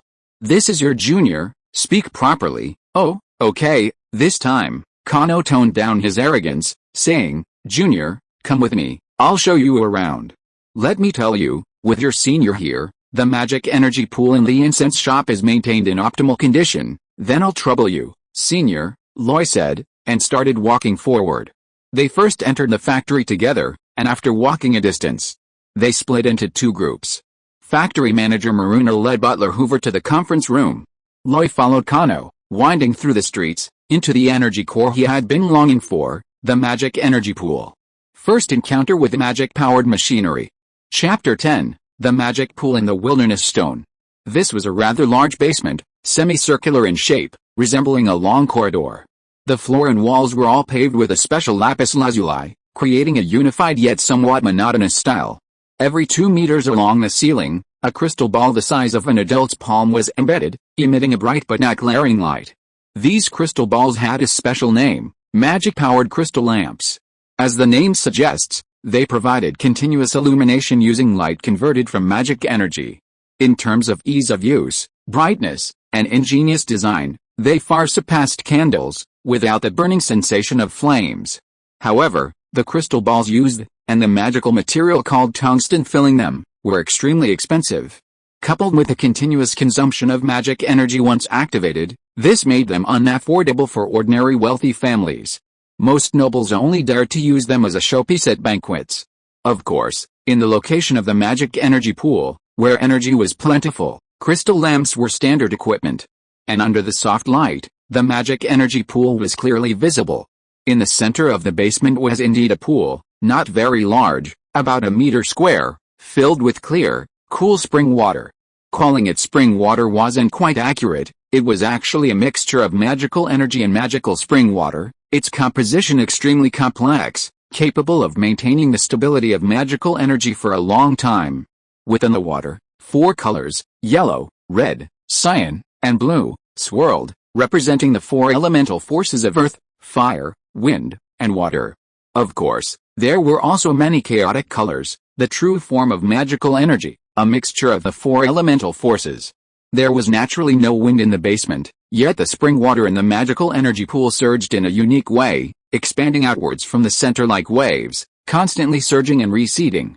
Accompanying this movement, the entire magical energy pool emitted a faint glow, flickering, as if breathing, or perhaps sucking. This was the process of drawing magical energy from the 4 elemental planes of earth, fire, wind, and water. The speed seemed slow, but this was the most that this miniature magical energy pool could achieve. At this moment, beside the magic energy pool, Luoyi had already donned specially made clothing. The thick, sealed suit made of pure white silk was so heavy that even breathing was difficult once inside.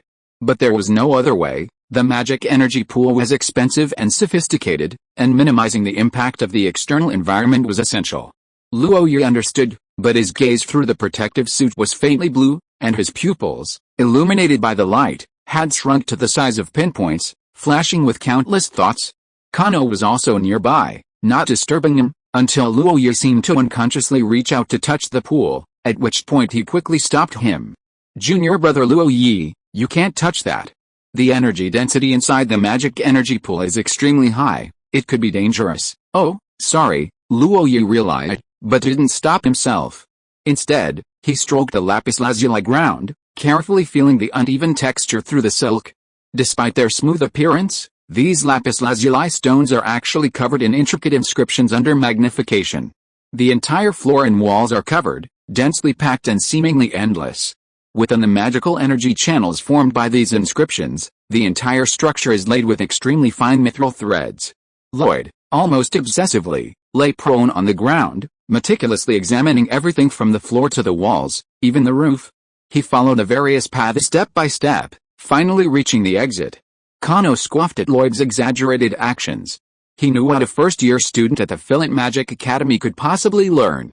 Especially now, with the semester just beginning, it was impossible to say they had learned much about magical machinery, they hadn't even touched it. However, he also knew the actual situation of the factory and the difficulties faced by factory manager Maruna, so he let Lloyd wander around. Lloyd, of course, was unaware of Kano's thoughts, and even if he did, he wouldn't care. At this moment, his mind was filled with Deep Blue's effusive praise. Intricate, exquisite, beautiful, symmetrical, I simply can't describe the feeling I have right now. Originally, I thought the technology level of this world was just so-so, nothing special, but I never imagined that micro-carving technology had reached such a level. It's truly incredible, Luo Yi asked. Did you understand it? Of course not. If you don't understand, why are you so amazed? I don't understand the details, but I still know the level of craftsmanship. This is completely unlike anything in this world. The precision is too high. Moreover, the various functions of this magic energy pool, such as connecting to elemental planes, absorbing elemental power, storing and stabilizing magic energy, and then drawing it out for use, a series of designs that are simply stunning. Look at these walls and the floor. They can actually be seen as a single unit. The size, shape, and position of each piece are fixed. If there's a problem somewhere, you just need to find the problem and replace the corresponding lapis lazuli piece, Luo Yi exclaimed in surprise. Modular design. Yes, it's modular design. I never imagined that magic in this world had developed to this level. Just as Shinlan was marveling, a bell rang out, startling Luo Yi. Ding dong. Ding dong. Ding dong. Luo Yi looked up abruptly and saw a mechanical clock hanging on a wall, chiming crisply as if it had reached its time. The entire basement was decorated in a minimalist style, with almost no unnecessary items. Moreover, each piece of lapis lazuli on the wall had a fixed position and couldn't be disturbed, making the appearance of this mechanical clock seem strange. Sure enough, Luo Yi saw Kano first pause, then hurriedly run out, returning with a tightly wrapped object. He walked to the magic energy pool, carefully unwrapping the package to reveal its contents. It was an irregularly shaped, jet black stone, about the size of a baby's fist, not particularly sturdy, and the wrapping paper was stained black when opened. Kano took out a specially made wooden shovel, placed the black stone on it, and then held it above the magic energy pool. Carefully tilting it, he watched as the black stone fell into the water splash. A very slight sound was heard, and visibly, the black stone melted away, leaving a black ripple in the clear spring water before returning to normal. Having done all this, he finally let out a long sigh, his tense muscles relaxing. At some point, Luo Yi was already standing beside him, asking, Mr. Kano, what is this? The wilderness stone. The wilderness stone. Theoretically, the magic energy pool operates spontaneously, but some special substances are constantly consumed, so they need to be replenished regularly. This wilderness stone is one of them. I see, Luo Yi nodded, looking enlightened, which made Kano somewhat amused and exasperated. He didn't even know this basic knowledge. What was he even looking for? Thinking this to himself, he felt a bit reluctant to serve him and asked directly, Junior brother Luo Yi, are you sure? Yes, yes. Is there anything else you'd like to see? I'd like to see the magic spinning machine. Is that alright? Of course. Come on, this way. With that, Kano led Luo Yi out through a side door, first taking off his protective suit in the dressing room, then walking down a long corridor. Before they even got close, the noisy sound of the machines running could be heard, the bang bang bang almost drowning out all other sounds. Until they pushed open a door, Luo Yi was also stunned by the scene before him. Dozens of spinning machines were running simultaneously. The ceiling was covered with rows of gears, which in turn drove rows of long transmission rods, which ran through the entire workshop, spinning rapidly and driving rows of belts. Many workers were moving around, some filling raw materials, some pulling and twisting yarn, some constantly inspecting back and forth, and some working quickly and efficiently. Clearly, these were all skilled workers. Even when Loi and Kano entered, they mostly glanced up before returning to their tasks. Loi, however, felt a sense of familiarity here. He looked around, seemingly observing, but his eyes flashed with blue light. He had already seen everything clearly. It was pretty much as he had imagined. The magic energy pool was the core of the factory, serving to supply energy. However, magic energy was just magic energy. It needed to be converted into the power to drive the machinery. Therefore, the universal power unit was created. Simply put, it consisted of a portion of a magic array, along with a hydraulic power source, gear transmission, universal joints, and other mechanical components. Once the magic energy was supplied, the hydraulic power source would activate, the gears would turn, and the mechanical power, transmitted through the system, would drive the textile machine to move rapidly. Then, a magic-powered textile machine would begin production. In my imagination, the magic energy pool is like a power plant, and the wilderness stone is like a coal mine. That makes it easier to understand, right? Chapter 11, The whole story. While Luo Yi didn't understand the magic energy pool, he was very familiar with the universal power machine and spinning machine. Aside from the mysterious magical inscriptions, this part was essentially just mechanical transmission. That's how it worked in another world at the beginning of the Industrial Revolution. Luo Yi, well, actually Deep Blue, had observed carefully that one universal power machine could basically power 10 spinning machines at high speed. And in the entire workshop, there were 5 universal power machines, making a total of 48 magic energy spinning machines in operation. That's right, 48. 2 were broken and under repair, with several people tinkering around them. Actually, Kano's job, supposedly maintaining magic energy machinery, mainly involved the upkeep and repair of the spinning machines and universal power machines. As for the magic energy pool, that was far too advanced. If it malfunctioned, it would require a hefty sum to hire someone from the manufacturer or the mage tower. Seeing that it was getting late, the workshop showed no signs of stopping, clearly indicating a large number of orders and people were working overtime. It's puzzling why, with its business performing so well, it's in such a rush to find investors? Of course, this thought only briefly crossed Luo Yi's mind before being dismissed. It wasn't something he cared about. What he cared about was whether he had achieved his purpose for this trip.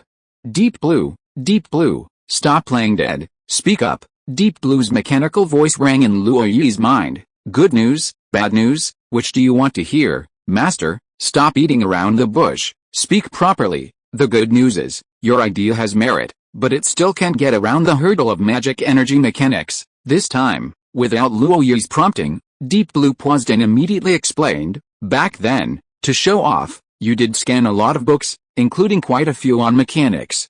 To be honest, the storage module is actually quite full of information. Some mechanical knowledge here is useful, but the energy part still needs to be connected to a magic array and conform to the rules of magic. If you want to do mechanical design, even with my storage module, you must be proficient in some aspects of magic energy mechanics. Otherwise, your so-called design, your so-called rationality, is unreasonable and inapplicable. These are hard conditions, and there's no way to change them. Luo Yi asked, then isn't there a workaround? For example, I could find a formal mage who is proficient in magic energy mechanics to collaborate with. I could take some design drafts and have him help add the magic array part. Would that work? Theoretically, it's feasible, but it requires extremely close cooperation. Furthermore, the inscription of the magic circle has various requirements, so your design will inevitably be significantly modified. Even if that problem is solved, the most important thing is trust. You need to find a qualified mage you can trust, not someone else to do your bidding. Well, Luo Yi thought for a moment, then said, in any case, it's a path.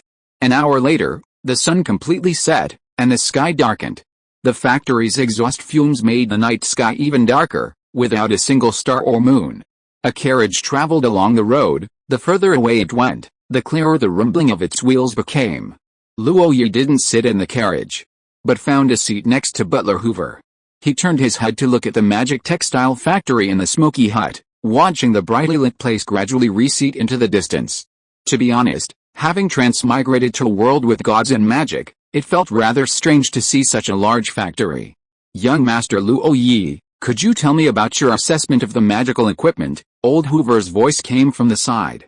Luo Yi, hearing this, finally turned away, organized his thoughts, and said, in my opinion, Senior Kano did a good job.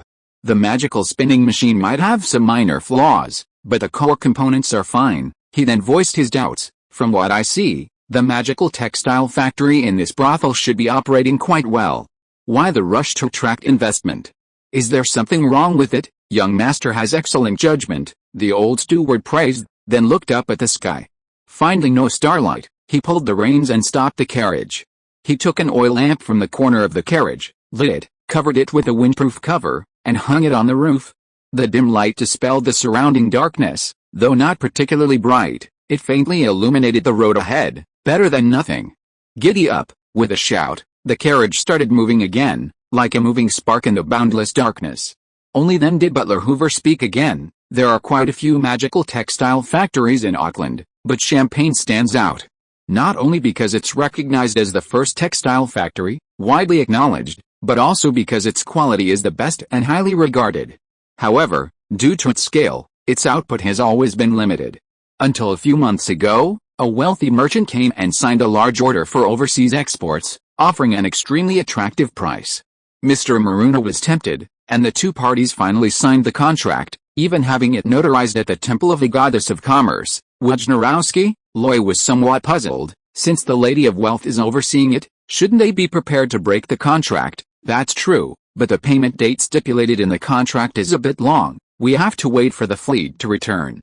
And Champagne Magical Textile Factory already has a large loan from Habsburg Bank. This purchase of spinning machines and raw materials has cost them a significant amount of gold, so their cash flow is about to dry up, Loy summarized in one sentence, but then immediately felt something was amiss.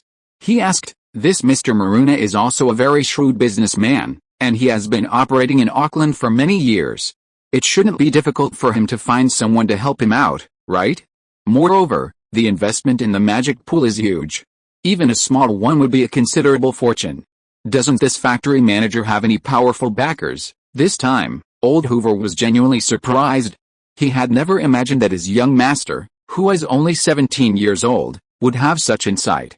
He looked up at Luo Yi several times before explaining, according to my inquiries, Maruna is naturally backed by the Marcus family. They are an old noble family in the Habsburg Empire, and although they only hold the title of Baron, they were once very powerful. However, recently this Baron was reprimanded by His Majesty the Emperor and is in a bad mood. Naturally, he is avoiding even simple matters like lending money. He paused, then added, I suspect that the big merchant's order was also a setup. The order itself is real. However, it's also true that the Xiangshili Magic Textile Factory's cash flow was cut off, all to swallow the factory whole. There must be some struggle between nobles involved, Luo Yi sighed. In that case, Mr. Maruna is somewhat grasping at straws. Why do you say that? People like us obviously can't afford it. No, Mr. Maruna isn't stupid. He's not looking at you and me, but at the Raymond family behind us. Butler Hoover smiled and said, there's a saying, nobles' affairs are for nobles to resolve. Xiangsh is lacking more than just funds, it also needs a powerful backer. When I come knocking, he'll be more willing than anyone else. Luo Yi finally understood. He turned and looked closely at the old steward.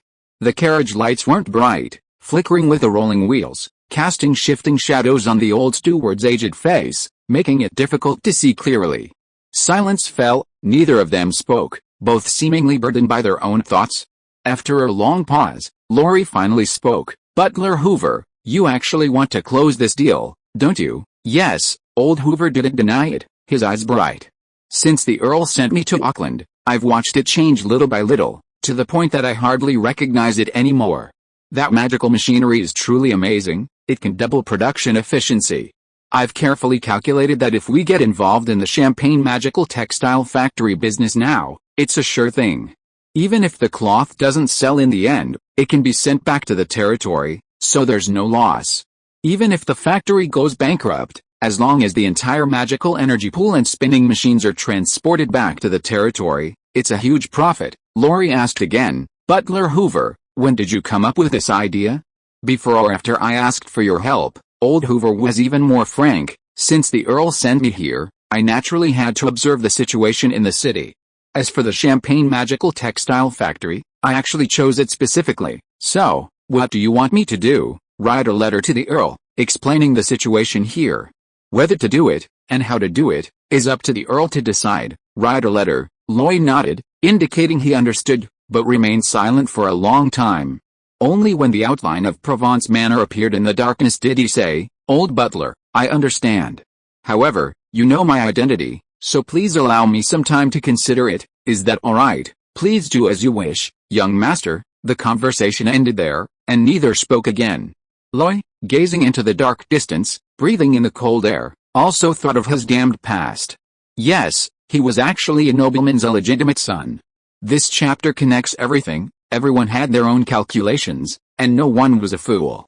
Chapter 12, The Illegitimate Child. Over thousands of years, the marriage system of the old world has evolved into a standard monogamous system. From grand dukes and kings to emperors, everyone must adhere to this system.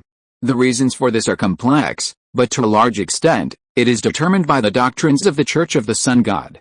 After all, before the descent of the seven gods, the great Lord of Light nearly unified the beliefs of the old world, even driving out other races to the New World. The Lord of Light's divine pronouncements are absolute, no one dares to disobey. Furthermore, marriages between nobles are almost always political alliances. You may not respect your partner, but you must respect the family behind them. So, this is how it appears on the surface. But what's on the surface is only on the surface. In secret, everyone does their own thing, and each one is more promiscuous than the last. Even for nobles, if you don't keep several mistresses, you'll be suspected of being imprudent. If a woman inherits a title, if she doesn't have several lovers, people will question her own attractiveness. Add to that the fact that contraception in this world isn't as effective, and there are far too many cases of pregnancy. Loy's father, Earl Carl Raymond, was over 60 years old and a powerful Earl of the Norman Duchy, with a fief of flower domain. His family had a lineage spanning over 1,000 years, making them an absolute old established noble family with immense power. Loy was the product of a one-night stand between him and some unknown woman. As an illegitimate child, Loy was naturally ineligible to inherit the surname Raymond, but his status was different from that of ordinary free citizens. Therefore, he was given the surname Fitzroy. In some parts of the Norman Duchy, this surname itself signified that he was an illegitimate child. Fortunately, Loy was lucky. Although his father hadn't given him any official status or affection, he still raised him to adulthood and provided him with a fairly good education. Loy grew up in a place called Faroe Town, raised by a wet nurse, and had almost never seen Earl Raymond's family. Even Earl Raymond himself was someone he would see once or twice a year, and if they could exchange a few words each time, that was considered good. However, Earl Raymond still ensured he had no worries about food or drink, and even found him a tutor when he reached a certain age. Old Barry, a teacher brought in from a large city, was proficient in history, poetry, heraldry, and etiquette. Loy studied under him for 6 years, growing into a 17-year-old young man. Although he wasn't particularly accomplished in poetry, he had a deep understanding of history, heraldry, and etiquette. Then, this year, for some reason, Earl Raymond arrived in Fellow Town and arranged for him to go to Auckland to study magic. To be honest, the original Loy was unwilling to leave his home and travel thousands of miles to study. But you can't expect a 17-year-old to have much of his own opinion, and he obediently agreed to Earl Raymond's request. And the person who greeted him upon arrival was Butler Hoover. As a powerful nobleman and the head of a 1,000-year-old family, the Raymond family's business was not just limited to fiefdoms. He had business dealings in almost every major city in the surrounding countries. Like Auckland, although it belongs to the Habs Empire, it is also a border city. Further east, less than 100 miles away, lies the Duchy of Normandy, not far at all. Earl Raymond has established numerous businesses within Auckland, encompassing estates, land, perfumes, and various other areas. Butler Hoover is the direct manager of these businesses. His status is low, but his power is considerable. Therefore, he is very familiar with the situation in Auckland and has found an opportunity with a magical textile factory in the Champagne House. Of course, he is just an outsourced butler. His job is simply to do his duty. Expanding the business empire is not something he can get involved in. He doesn't even have the right to offer advice. Then, when Loy wanted to look at a magical pool, he seized the opportunity, his ultimate goal being to get Loy to write a letter to Earl Raymond. But Loy also had his own helplessness. He knew his own situation best. Earl Raymond seemed to treat him very well, giving him far more treatment than an ordinary illegitimate child would receive, but to say they were particularly close was far from the truth.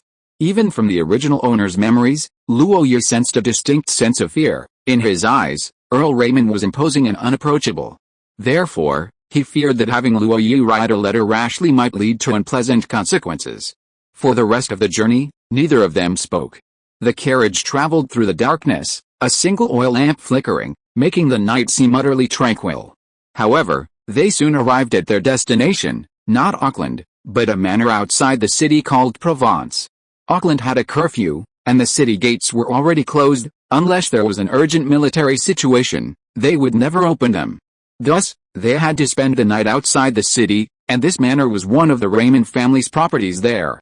Clearly, old Hoover had made arrangements beforehand. The carriage had been spotted even before it arrived. The manor gates opened, and several people carrying lanterns came to greet them. Leading them was a middle-aged man, seemingly hard-working and aged, followed by a group of servants from the manor. These people were mostly family members and children of tenant farmers from the surrounding area. Giving them extra work would help supplement their income. Hoover was a permanent resident here, and Roy had initially stayed here when he came to Auckland as well. Naturally, they all had their own rooms. The servants prepared dinner and heated water. Roy ate a little something without a word, took a bath, and after changing into dry clothes, he felt much more comfortable. However, he didn't rush to sleep. Instead, he went to a desk, sat down, and tapped his fingers on the surface. With each tap, his gaze grew distant, and he began to mutter to himself. Deep Blue, stop talking nonsense and tell me, should I write this letter or not? Deep Blue spoke with a hint of grievance. Master, aren't you going a bit too far? I'm just an intelligent butler, a butler. Isn't it enough to just do my job? You want me to make decisions for you? That's not something I can do. Who asked you to make decisions for me? Advisor, you know what an advisor is? Can't you give me some advice? My advice is big data analysis, which requires sufficient information and data as a foundation. Right now, we don't know much about Auckland City, and we don't know what kind of personality Earl Raymond has, so how can we analyze it? Deep Blue complained like this. But then changed the subject. However, I think you already have an idea, Master. Asking is just for comfort, why bother? Luoyi smiled and didn't deny it, but stopped tapping his fingers. Consider it a test. As he spoke, he took out some paper, spread it out, picked up a quill pen, dipped it in ink, and prepared to write a letter. On the way back, he had already made up his mind. It wasn't for Butler Hoover's sake, but rather to test his place as the illegitimate son in Earl Raymond's heart. The original owner of this body felt more fear than anything else towards Earl Raymond. The abundance of negative emotions clouded his judgment of the truth. Therefore, he wanted to use this letter as a way to test the waters. However, his hand, poised to write, froze in midair, unable to produce a single word for a long time. Deep Blue asked, somewhat puzzled, Master, are you going to write? Luoyi rolled his eyes. Deep Blue, I've noticed you've become increasingly less sharp since you came here. Shouldn't you be generating the letter content yourself so I can copy it? Oh, right, I'm coming. Deep Blue suddenly realized, then asked again, by the way, Master, what style do you want?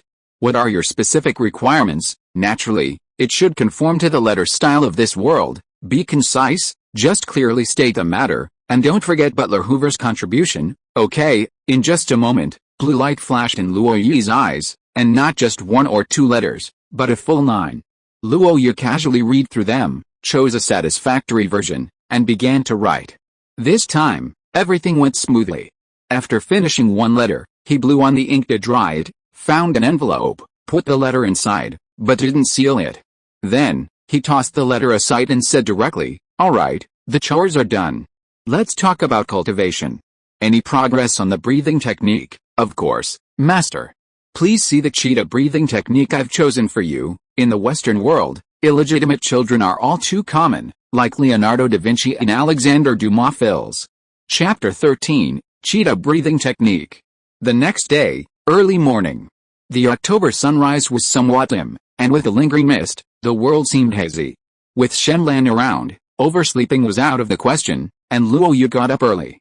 Of course, the manor's servants were up even earlier, having already prepared hot water, toiletries, and breakfast. To them, Luoyi's status was noble, so breakfast was naturally lavish. The freshly baked white bread was very soft, and with some butter and cheese spread on it, it tasted even better. There was no coffee, but instead, a bowl of mushroom soup, with diced meat and mushrooms cooked together, making it exceptionally delicious. This world might not be so materially abundant, but it still had good food, and Luoyi ate very contentedly, even drinking 2 bowls of mushroom soup. After breakfast, Butler Hoover brought out the carriage again, carrying Luoyi towards the Fillet Magic Academy. On the way, Luoyi didn't waste any words and directly handed over the letter she had written the night before. Old Hoover took it and asked, "What's this?" Loy replied simply, "I've given you what you wanted, and I've written everything down clearly. However, whether the Earl will accept it is uncertain. That's enough." "This is enough." Old Hoover was very excited, then looked at Loy and said earnestly, "Young master is here. If there's anything, you can tell me any time. Although I'm just a steward, the Earl has many properties, so I can still do some things." Loy nodded but didn't speak again. Instead, he entered the carriage, closed his eyes slightly, and began to plan his many training schemes for the day. Last night, Deep Blue had already chosen a most suitable breathing technique for him from among many others. Its original name was the cheetah breathing technique.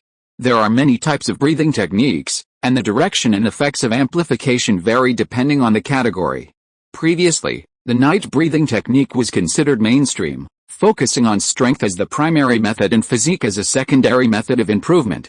For example, the bear breathing technique, which, after practice, could grant the physique and strength of a bear. However, nowadays, speed is the mainstream, and increasing reaction speed and agility has become the norm. The cheetah breathing technique is a top-tier example. Practitioners will gain extreme nerve reflexes, body coordination, balance, and flexibility. While the increase in strength and physique isn't significant, it's a double boost. It's considered the top choice for professions like assassins, swift swordsmen, and windwalkers. Of course, what Luo Yi learned wasn't the original version, but a modified version by Deep Blue. In the library of Philint Magic Academy, Luo Yi acquired a total of 23 breathing techniques. Although their levels weren't high and they didn't involve the subsequent awakening of battle aura attributes, they were comprehensive enough. They covered almost all types available on the market in all directions involved. Several days ago, Deep Blue conducted an in-depth analysis using the analysis module, analyzing the specific principles of the breathing techniques. According to Deep Blue's explanation, the breathing technique is actually a unique method of condensing bioenergy. Through high-intensity training, combined with individual physical qualities and elemental particles in the air, mixed in a certain way, a unique bioenergy is condensed within the body. This creature can temporarily boost physical attributes, provide what the body needs, accelerate injury recovery, and stimulate muscle bursts. It's said that higher-level beings can even possess different elemental damage attributes: earth, fire, wind, water, holy light, and lightning, each with its own unique characteristics. But that's a distant concept and not relevant to Luo Yi right now. What's relevant to him is actually Deep Blue's optimization of the cheetah breathing technique based on the principles analyzed, tailored to Luo Yi's physical condition. The new version of the cheetah breathing technique is practically tailor-made. He practiced it all night using the auxiliary learning module, and today was the day for its practical application. The carriage rumbled along at breakneck speed, arriving at Philint Academy around 7:40. Luo Yi bid farewell to Butler Hoover and entered the academy alone, then began warming up on the training ground. Tendons, ligaments, joints, muscles. After a series of movements taught by Deep Blue, Luo Yi felt as if a switch had been flipped, every cell pulsating with activity, and his concentration reaching its peak. Then, Luo Yi practiced a swift sword technique 3 more times. The sword flashed through the air with a continuous whoosh, whoosh, whoosh sound, the sword shadows seemingly enveloping him completely. Within a 3-meter radius, almost no one dared approach. Although Luo Yi was slightly inferior to his swordsmanship teacher, Mr. Williams Color, in swift sword technique, the difference was that he improved and grew almost every day. Taking a moment, Luo Yi also glanced at his attribute panel.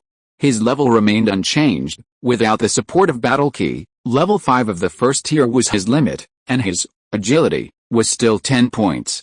There was no way around it. This was the limit for mortals, and no matter how much he trained, he could only maintain it.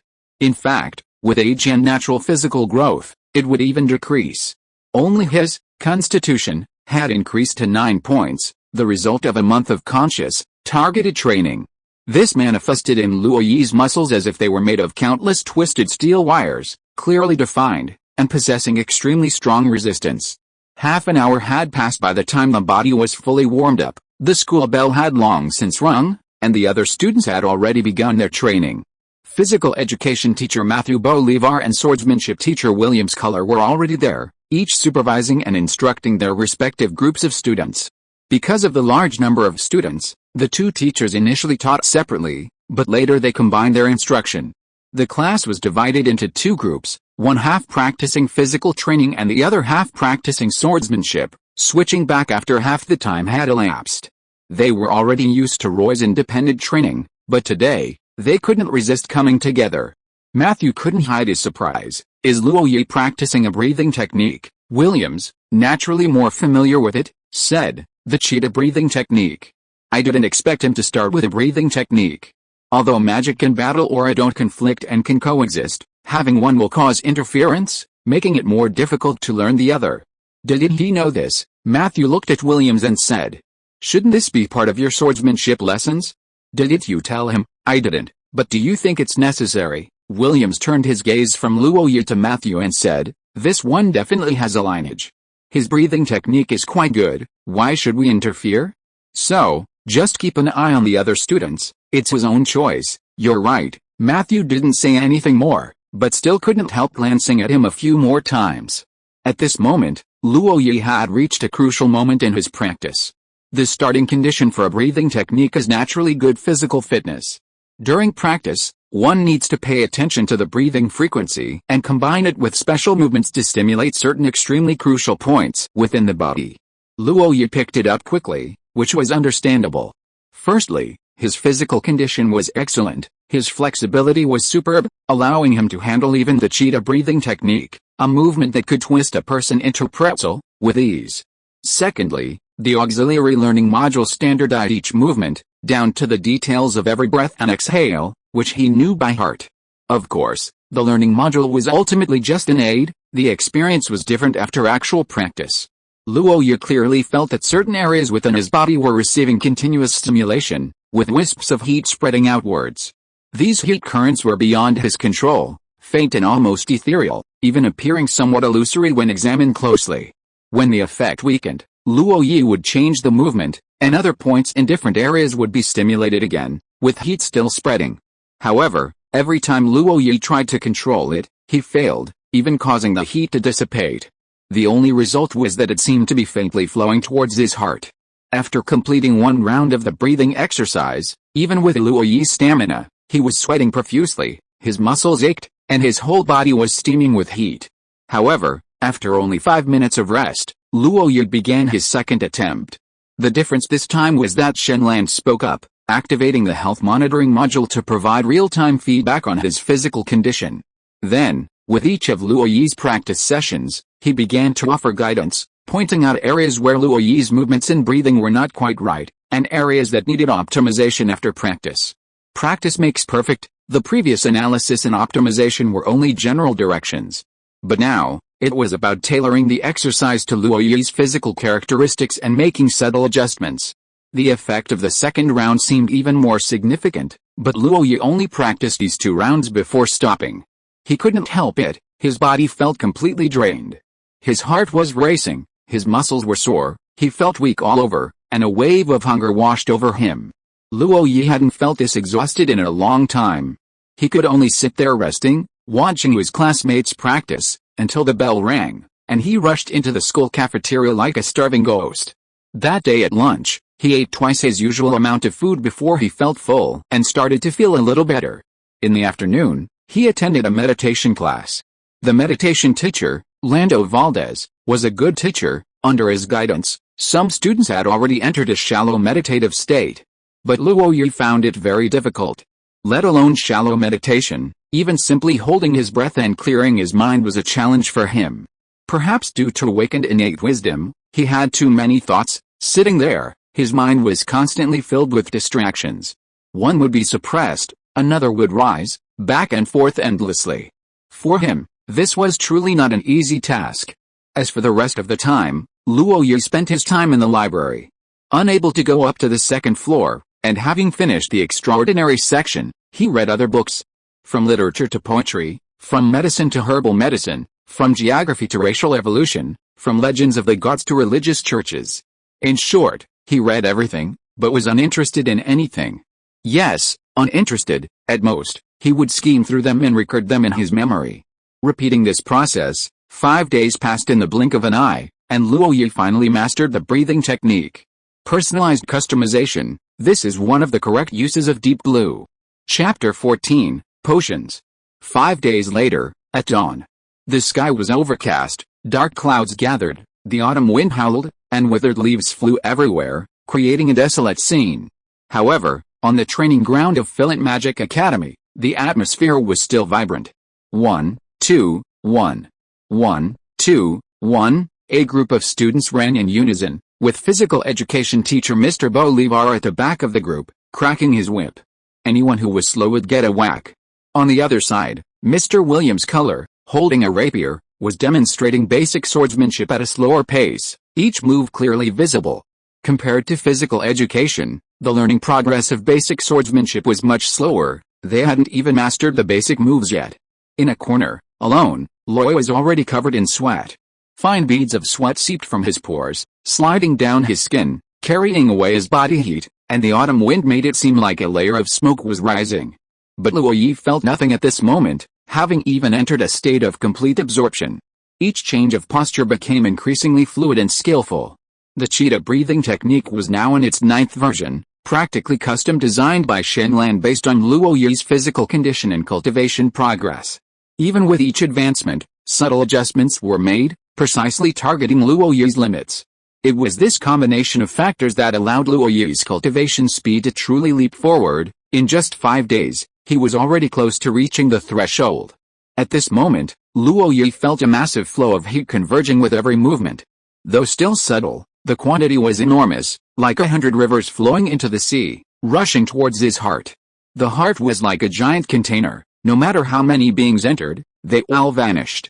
Only with each beat could a very small amount of life flow, accompanying the blood, merging into every muscle, every bone, every inch of fascia, every organ. Just that little bit felt like a new growth phase for his body, a vibrant surge of life. However, the quantity was too small and uncontrollable, so it was just done haphazardly. Once the heart was filled, the seed of life could sprout, which was the awakening of Battle Key. Even so, it meant that he had already mastered the breathing technique. After another round of practice, Luo felt weak all over, almost collapsing to the ground. This was a sign of exhaustion and of physical depletion. This bioenergy couldn't be taken arbitrarily, it was the essence of the human body. If you misappropriated it, it would naturally cause a depletion. Therefore, food was a prerequisite for combatants training, especially the supply of meat, which absolutely could not be interrupted. In fact, Luo was considered lucky. Those strength-type warriors were truly outrageous. Furthermore, combatants were a typical example of a destructive training method, a representative of breaking down and rebuilding. If one couldn't reach the 3rd-tier transcendent level before the age of 40, when the body entered a significant period of decline, then it wouldn't just be the body that was being depleted, but also lifespan. Living to 60 was only possible due to proper maintenance in later life. Even then, one still had to endure various hidden injuries over a long period. Headaches, fevers, and lumbar muscle strain were commonplace. Of course, such losses aren't unmanageable. There are many ways to replenish them. And the most common is with potions. Reaching from under her clothes, Luo pulled out a box, not large, but exquisitely crafted. Beyond the materials, it was engraved with a mage tower pattern and the words ancient spirit. Inside, about the size of a thumb, were 6 small bottles. The top row of 3 contained a red liquid that shimmered like starlight when shaken. The bottom row also contained 3, but this one was a murky blue liquid, with unidentified substances floating up and down. These were potions. The red ones were Kentucky replenishing potions, or simply red potions, which could quickly replenish the body's nutritional needs. After practicing breathing techniques, when the body was severely depleted and hunger was unbearable, drinking 1 bottle could quickly restore energy. In fact, many combatants used these potions as a nutritional supplement. They were small and easy to carry, and if they couldn't eat on the battlefield, they could use them to tide them over. As for the blue potion, its full name is Kentucky Restoration Potion, often shortened to Blue Potion. Its function is simple, to quickly restore sore muscles. After strenuous training or combat, muscle fatigue is inevitable. This blue potion effectively reduces fatigue. Under normal circumstances, lying down for 5 minutes is enough to restore about 70–80% of the muscles. If you add the Kentucky Healing Potion and the Kentucky Antidote Potion, it becomes the so-called Kentucky Potions 4-piece set. It was invented by the great potion master Kentucky and is the flagship product of the Kentucky Potions Company. Of all the potions, the Kentucky Potions 4-piece set is the most famous because it is the most effective, the simplest to concoct, the cheapest, and offers the best value. Of course, the cheapest price is relative to other potions. These 6 bottles cost Roy a whole gold tier. In other words, after accepting the mission, defeating Jack the Ripper and his 2 companions, and receiving the bounty, he only had enough to buy 6 bottles. This can no longer be described as expensive, but rather luxurious. Philint Magic Academy has 2 mage towers, the Moonstone Mage Tower, specializing in magical machinery, and the Ancient Spirit Mage Tower, which focuses on potions. Luo Yu was lucky, both potions were freshly made when she purchased them. As for the potion effects, she first drank a red potion, waited 5 minutes, then drank a blue potion, waited another 5 minutes, and Luo Yu felt an explosion of energy. Without hesitation, she resumed her cultivation, her body contorted in a pretzel-like shape, feeling the heat gathering within her. Luo Yu mentally commanded, Deep Blue, activate the health monitoring module, analyze the cultivation effects, and confirm the potion's function. Yes, Master, health monitoring module activated. This time, Luo Yu cultivated 5 times before exhausting herself again. Even so, the potion's effects remained, her body recovered much faster than before, and she didn't experience any significant hunger. However, her body had reached its limit. After all, muscles and fascia have a fatigue limit, and she could no longer cultivate. At this moment, Luo Yu looked at the attribute panel again, and a new skill had appeared in the Skills section, Cheetah Breathing Technique LV1, 20/100, Deep Blue. How is the effect? Very good, very good. Deep Blue seemed to have discovered a new continent and excitedly said, Master, this potion is truly magical, comparable to the best gene potion. It can greatly relieve muscle fatigue and provide ample nutrition. According to my calculations, if Master has a sufficient supply of potions, 2 bottles a day, continuously, coupled with the training plan I have arranged, in a month, at most a month, Master will be able to make the Life Seed Sprout and Awaken Battle Key. In just 1 month, Master will be a second-tier combatant. The training speed will definitely be fast enough, and I can also guarantee that Master's body will not have any hidden injuries. The product is good, but what about the money? Do you think the gold tier is just for fun? In terms of purchasing power, 1 gold tier is enough for a family of 3 to live on for half a year. Luo Yu's tone was quite helpless. In fact, he had brought quite a lot of money with him when he left Pharaoh Town. While Earl Raymond was stingy with emotional expenditures, he was quite extravagant when it came to food and drink. However, after being robbed by the Bloody Mary at sea, he was left with nothing. It was only after arriving in Auckland that he settled in his Provence estate, where he had no worries about food or drink. But Hoover was merely his butler. He could provide food and drink, and cover tuition and rent expenses, all of which were accounted for. But he couldn't give him much pocket money. It was because he was penniless and anxious that Loy partnered with Aang to become a part-time bounty hunter. Even so, he completed 3 missions during this period, all of them extremely dangerous, with substantial rewards, but it still couldn't cover the cost of potions. Master, should we still buy this potion? Buy it, of course we should. Money is worthless, only the fruits of cultivation are truly yours, nothing else can replace them. Not counting the change, I still have 2 gold tiers. I bought potions with them after class. Tonight, I'll ask Aang again to see if there are any ways to make money. Relying solely on bounty missions, there are very few suitable for me. As Luo Yu said this, she added, Deep Blue, can you help me think of something else? Deep Blue was very capable, but making money wasn't really his area of expertise, so Luo Yu only asked casually, without much expectation. However, to Luo Yu's surprise, Deep Blue actually provided a new direction. Master, I can't help with this potion, but a few days ago when I was scanning books, I came across some information on potion making. I can use the health monitoring module to determine the reactions of different drugs after they enter the body, and thus determine what your body needs. If there are enough samples, it's not impossible to find a suitable potion for your cultivation. Upon hearing this, Luo Yu's eyes lit up, and she asked, Deep Blue, what do you mean by enough samples? Eat it, swallow it directly. Luo Yu's face twitched, and after a long while, she said, Are you sure it won't poison me? No, I don't think so. Cultivating without taking potions is like studying without supplementary materials or playing games without spending money. It's all unreliable. If you are listening to this novel on a channel other than Fanfic World, it means it was downloaded and re-uploaded without effort. We warmly invite you to visit our channel, Fanfic World. There you will find the original version of this story and many other novels of various genres. We look forward to seeing you dive into a world of incredible novels. Chapter 15, The Military Parade. Dozens of miles east of Auckland, 2 low hills rise and fall, separated by a large iron gate.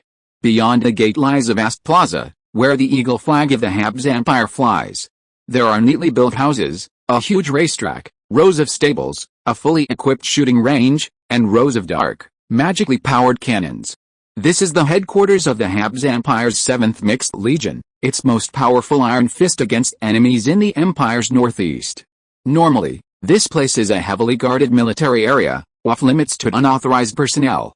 But today, the Iron Gate is wide open, with honor guards lining both sides, and even a military band preparing. Only when the sun is almost directly overhead do carriages begin to arrive. Though different in style, these carriages can all be described as luxurious, some with bizarre designs, some adorned with gold, some inlaid with gemstones, some made of special materials. Some are even covered in magical runes, radiating light as they run, carried swiftly and steadily by a gentle, azure breeze. Every carriage here could be considered a work of art. Almost every carriage was accompanied by a squad of elite guards, mostly clad in leather armor, hands on longswords, scanning their surroundings with alert expressions. Some even had fully armed knights leading the way, their heavy plate armor, full-face helmets, flexible iron gauntlets, and great swords at their sides. On the battlefield, they were once undisputed kings. Though they now showed signs of decline, who dared underestimate them? Amidst the rousing drumbeats, the carriages entered the military camp and stopped in the square. Then, one by one, noble and esteemed figures alighted. Though their appearances varied, they all possessed extraordinary bearing. Some even had eyes as sharp as lions, their strides as if surveying their own territory. Even though this wasn't their home turf, their presence was undeniably imposing. Finally, a rare magically powered car made its appearance. The design was razor sharp, the steel jet black. As the four wheels rolled over it, dust billowed, and magical energy seemed to flow, flickering as if in light. Each acceleration was a deep roar, like the fury of a beast. It sped across the square at a speed far exceeding that of a carriage, then abruptly braked, stopping right in front of the crowd. The doors opened, scissor doors, like outstretched wings. A pair of military boots, gleaming, stepped onto the ground, along with crisp military trousers and a tailored uniform, highlighting the tall, imposing figure of the newcomer. His short, blonde hair was neatly trimmed and combed back. His gray-brown eyes were like abysses, cold and indifferent, his gaunt face angular and sharply defined. Just his presence alone exuded a palpable pressure, carrying the ruthless aura of mountains of corpses and seas of blood, filling the nostrils of every important figure. This man was undoubtedly a cold-blooded warrior from the battlefield, the most ruthless general. He glanced around, not even greeting anyone, and simply said, "Since everyone's here, let the military parade begin." With just those words, bugles sounded, carrying an air of slaughter, and the ground trembled slightly. At first, it was faint, but then the tremors grew louder until the entire earth shook, the sound of hooves crashing like a tidal wave. It was troop after troop of cavalry galloping in. Unlike traditional heavy cavalry, they didn't wear heavy armor, but rather neat uniforms. They didn't use lances, but rather slightly curved longswords, some even rapiers. As for their formation, it wasn't compact, certainly not a heavy cavalry charge.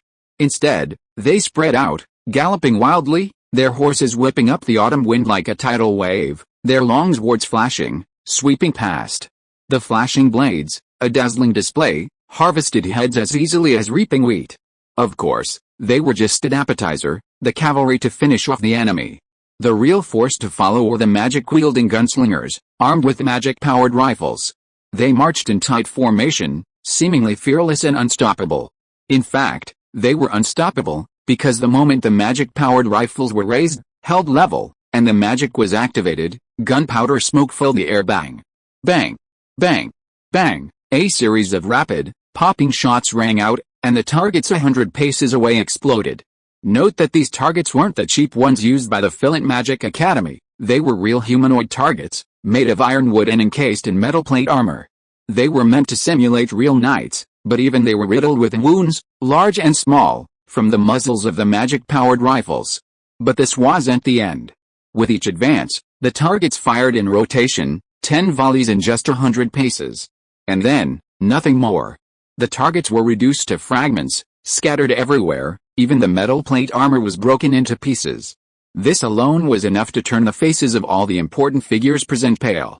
Some even trembled and lost their footing, while others couldn't suppress their auras, unleashing a tidal wave of power. But this wasn't the end. Finally, the magic-powered cannon unit appeared, the smallest in number, deploying only 9 cannons. Yet, the dark barrels, the gleaming silver magic runes, the wooden rims, and the shells reflecting a chilling light, silent yet incredibly oppressive, they seemed like absolute weapons of mass destruction. Each cannon was operated by a small team of 5, 2 strong, incredibly powerful warriors to propel it, 1 to calibrate and fine-tune the direction, 1 to load the shells, and finally, the team leader.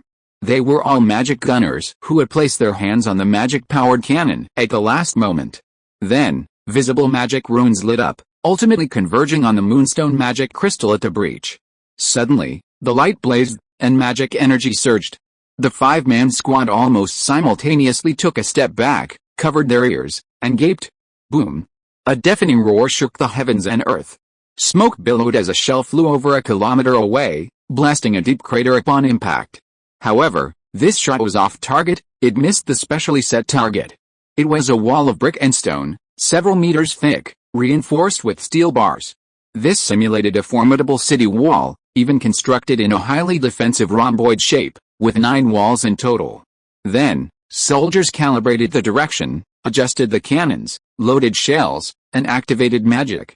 This time, it wasn't just one shot, but all 9 magic-powered cannons firing simultaneously, continuously. Not counting the initial test shot, 6 more rounds of firing followed, totaling 54 shells. The immense sound of the artillery bombardment made everyone present's ears ring and their vision dizzy, as if the world was spinning. Smoke filled the air, and one could almost smell the blood and steel. At the target a kilometer away, a massive cloud of dust rose, seemingly endlessly surging outwards. When the dust finally settled, the simulated city walls were nowhere to be seen, the entire small, protruding hilltop had been leveled. This was the power of the magic cannons.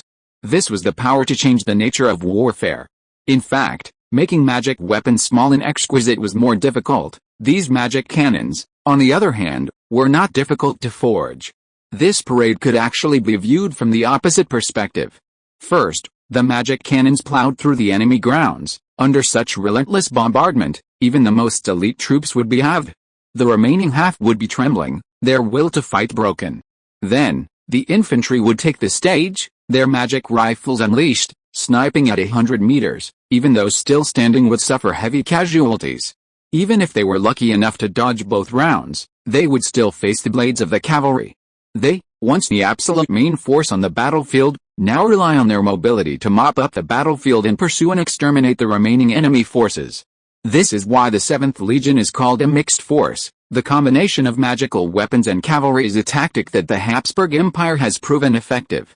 Calling it unparalleled in its sharpness wouldn't be an exaggeration. The Habsburg Empire has at least a dozen such legions, and could even form more. This is the significance of this military parade. The Habsburg Empire is showcasing its powerful military strength. Finally, the iron-blooded general spoke again. He coldly swept his gaze across the crowd and said, "You've seen what you needed to see. As for how to choose, I think you will make the right choice. The parade ends here. Gentlemen, please make yourselves at home." With that, he returned to his magical vehicle. A surge of magical energy and the roar of the engine caused him to disappear from sight. One by one, the important figures boarded their carriages and left the military camp. One of the carriages had a white-haired old man inside who suddenly spoke up. "Oliveira, don't rush back. Let's go to Provence Manor." "Yes, sir," the head guard replied, and the carriage immediately turned and headed towards Auckland. In Auckland, Roy was unaware that his life would be changed by this person's arrival.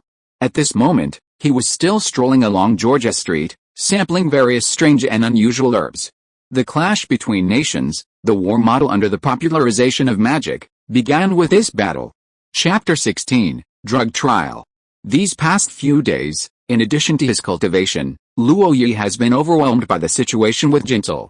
Making money, especially making a lot of money quickly, is never easy, no matter where you are. After Luo Yi wrote the letter, Butler Hoover promised that he could come to him if he needed anything. But Luo Yi was still self-aware enough that the cost of buying potions was too high, far beyond what a dispatched butler could decide. Not to mention that Hoover wouldn't dare to make that decision. Even if he did, he would have to be prepared to be held accountable by the Raymond family. As for Aang, that was even more unreliable. The east side of the city was a slum, with many gangs and fierce competition. If he really occupied a large area, several streets, and did some gray market business, he could earn a considerable income. But that would require fighting and killing, investing more energy and time, and truly stepping into the underworld. Luo Yi is now a proud first-year student at the Filament Magic Academy, with unlimited potential. If he wanted to wade into the muddy waters of gangs, he would be out of his mind. After much deliberation, bounty missions seemed the most suitable for him. Unfortunately, while suitable missions existed, they required a bit of luck. Therefore, only one path remained for Luo Yi, to become a guinea pig, tasting herbs, determining their properties, and seeing if he could find a suitable potion formula. That's why he came to Georgia Street. Perhaps thanks to the existence of divine arts and magic, the medical development of this world was quite advanced. Concepts like surgery, suturing, inflammation, and disinfection had already emerged. And pharmacy, which complemented medicine, also had its own complete system. Even skilled pharmacists were sought after by nobles. Of course, most pharmacists and physicians were one and the same. Skilled physicians would concoct their own unique secret elixirs. Magic potion makers, on the other hand, incorporated magical elements into the potion-making process, giving the potions magical transformations and various incredible effects. However, this was only one branch of pharmacy, its most mysterious aspect. It didn't mean that the potion was ineffective without the involvement of magic. In other words, if Luo Yi could find a suitable formula, it wasn't that he couldn't find a better cultivation potion than the red and blue potions. Georgia Street, also known as Herb Street, is located at the intersection of the south and east sides of the city.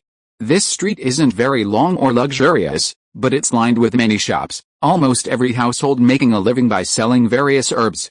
The entire city of Auckland, including the surrounding areas, is a distribution and supply center for herbs. Luo Yi has been wandering around here for 3 days, basically finishing his cultivation in the morning and spending some time in the library in the afternoon. He mainly browses various medical and pharmacological works, which are all of considerable reference value. Then, taking advantage of the break time between classes, when there are many people around, he leaves the academy and goes to stroll along this street. To call it strolling is an understatement. He identifies the types of herbs based on the records in the books, then pretends to chew one, using Deep Blue's health monitoring module to analyze its medicinal properties. Of course, all of this is compared with the descriptions in the books. Georgia Street wasn't long to begin with, and after 3 days of wandering around, all the vendors knew about this kid who spent his days loitering around without buying anything, and nobody knew what he was up to. As for Luo Yi, there were definitely gains. He had unexpectedly gained a new skill in his skills panel, herb identification LV1. The problem was, finding the right medicinal formula for his body was no easy feat. No, it wasn't just difficult, it was extremely challenging. As far as Luo Yi knew, there were nearly 2,000 kinds of herbs, even the common ones numbered over 1,000, each with its own unique properties. Even if Luo Yi tried them all, he still had to consider the combinations of different herbs, 2, 3, different extraction methods, varying quantities. Even with Deep Blue's assistance, allowing him to proceed systematically, it was still an incredibly demanding undertaking. In short, the future was bright, but the process was arduous. These past few days, Luo Yi's tongue hadn't been at ease while testing the medicine. He had tasted every flavor imaginable: sweet, sour, bitter, spicy, and salty. Some of the most troublesome herbs only had an effect after being ingested, sometimes causing vomiting and diarrhea. Luo Yi suffered terribly, but he remained calm and steadily progressed according to Shenlan's plan. Of course, Luo Yi hadn't neglected his cultivation these past few days. He spent 2 gold coins, exchanging them for 6 bottles of red potions and 6 bottles of blue potions. He maintained a rhythm of taking 1 bottle of red and 1 bottle of blue potion every 2 days to ensure the full effect of the medicine and his rapid progress. Currently, in his attribute panel, the cheetah breathing technique had reached LV2, 20/100, a progress that couldn't be described as rapid, but rather as leaps and bounds. According to Shenlan's classification, any skill can be divided into 9 levels, with LV1 being the entry level and LV9 the pinnacle. To advance further would mean breaking through the skill's original limits, gaining new insights, and experiencing new changes. Therefore, breathing techniques below LV3 are essentially in the accumulation phase. Bioenergy continuously flows into the heart, forming a life seed until it reaches its maximum fullness. Then comes LV4, breaking through the limit. The life seed sprouts, battle ki awakens, and begins to flow from the heart, circulating in every blood vessel. Thus, along with the blood flow, battle ki also circulates, which can enhance physical attributes, improve recovery ability, and replenish the body's needs, among other things. As for using battle ki to temper the physical body and strengthen muscles, that requires additional methods. In other words, reaching LV4 in breathing techniques marks the threshold of the second tier. As for the third tier, the external release of battle ki, one needs a breathing technique of LV7 or higher. It's worth mentioning that combatants have many unique secret techniques that utilize battle ki, resulting in various incredible transformations. However, Luo Yi only reads about them in books. With his current breathing technique level, he's far from mastering them. Thus, Luo Yi continued his cultivation, studies, growth, and drug trials as usual. But just as everything was progressing smoothly, a piece of news disrupted his rhythm. Early one morning, Luo Yi went out, intending to flag down a public carriage, when he saw one speeding towards him from the end of the street corner. The carriage was a luxurious style familiar to Luo Yi. He didn't recognize the driver, but the face peering out of the window was instantly recognizable. Teacher Oliveira. The carriage had barely stopped when someone jumped down. The man moved swiftly and nimbly, his every movement like a cheetah. Upon seeing Luo Yi, he gave a slight smile, uttering only 2 words, "It's me." To those who didn't know him, he seemed unapproachable. Only Luo Yi knew that this expression and those 2 words indicated he was in a good mood. This man was none other than Oliveira, one of the captains of the Raymond family's guards, the Silent Swordsman, a rank 3, level 14 swift-wind swordsman. He was also a resident of Faro Town, and Roy's swift swordsmanship was learned from him. "Master Oliveira, what brings you here?" Roy asked, but Oliveira didn't answer. Instead, someone else stepped down from the carriage. It was Butler Hoover. The news he brought stunned Roy. "Young Master Roy, the Earl has arrived at the manor and wants to see you." "Who said he wants to see me?" Roy thought he must have misheard. Hoover's expression froze. He glanced at Oliveira, then said, "Young Master Roy, don't joke around. It's your father, Earl Raymond. He's staying at Provence Manor and looks forward to meeting you." Roy knew he wasn't lying and couldn't help but turn to look at Oliveira. Although he didn't ask, Oliveira nodded slightly. "The letter I wrote, it's already in the Earl's hands? It can't be that fast, can it?" "Of course not, the Earl is here on other business. However, he wants to see you now." "Should I go now?" "No need. Mr. Oliveira and I have some things to take care of. We'll pick you up after school at the Magic Academy this afternoon." "That's fine then." Concocting potions, the correct use of the supergenetic butler Deep Blue, Part 2. Chapter 17, Earl Raymond. Undoubtedly, Earl Raymond's arrival had unsettled Luo Yi. So much so that he couldn't focus on his cultivation today, his mind a jumble of thoughts and distractions. Fortunately, he only paused for half an hour, sitting there, squinting and pondering. Whether Luo Yi admitted it or not, Earl Raymond was currently his greatest asset. Although he hadn't been given a clear identity, and being an illegitimate child was beneath him, he hadn't mistreated him in other ways. However, in Luo Yi's original memories, he was mostly fearful of Earl Raymond, barely speaking to him, let alone understanding him.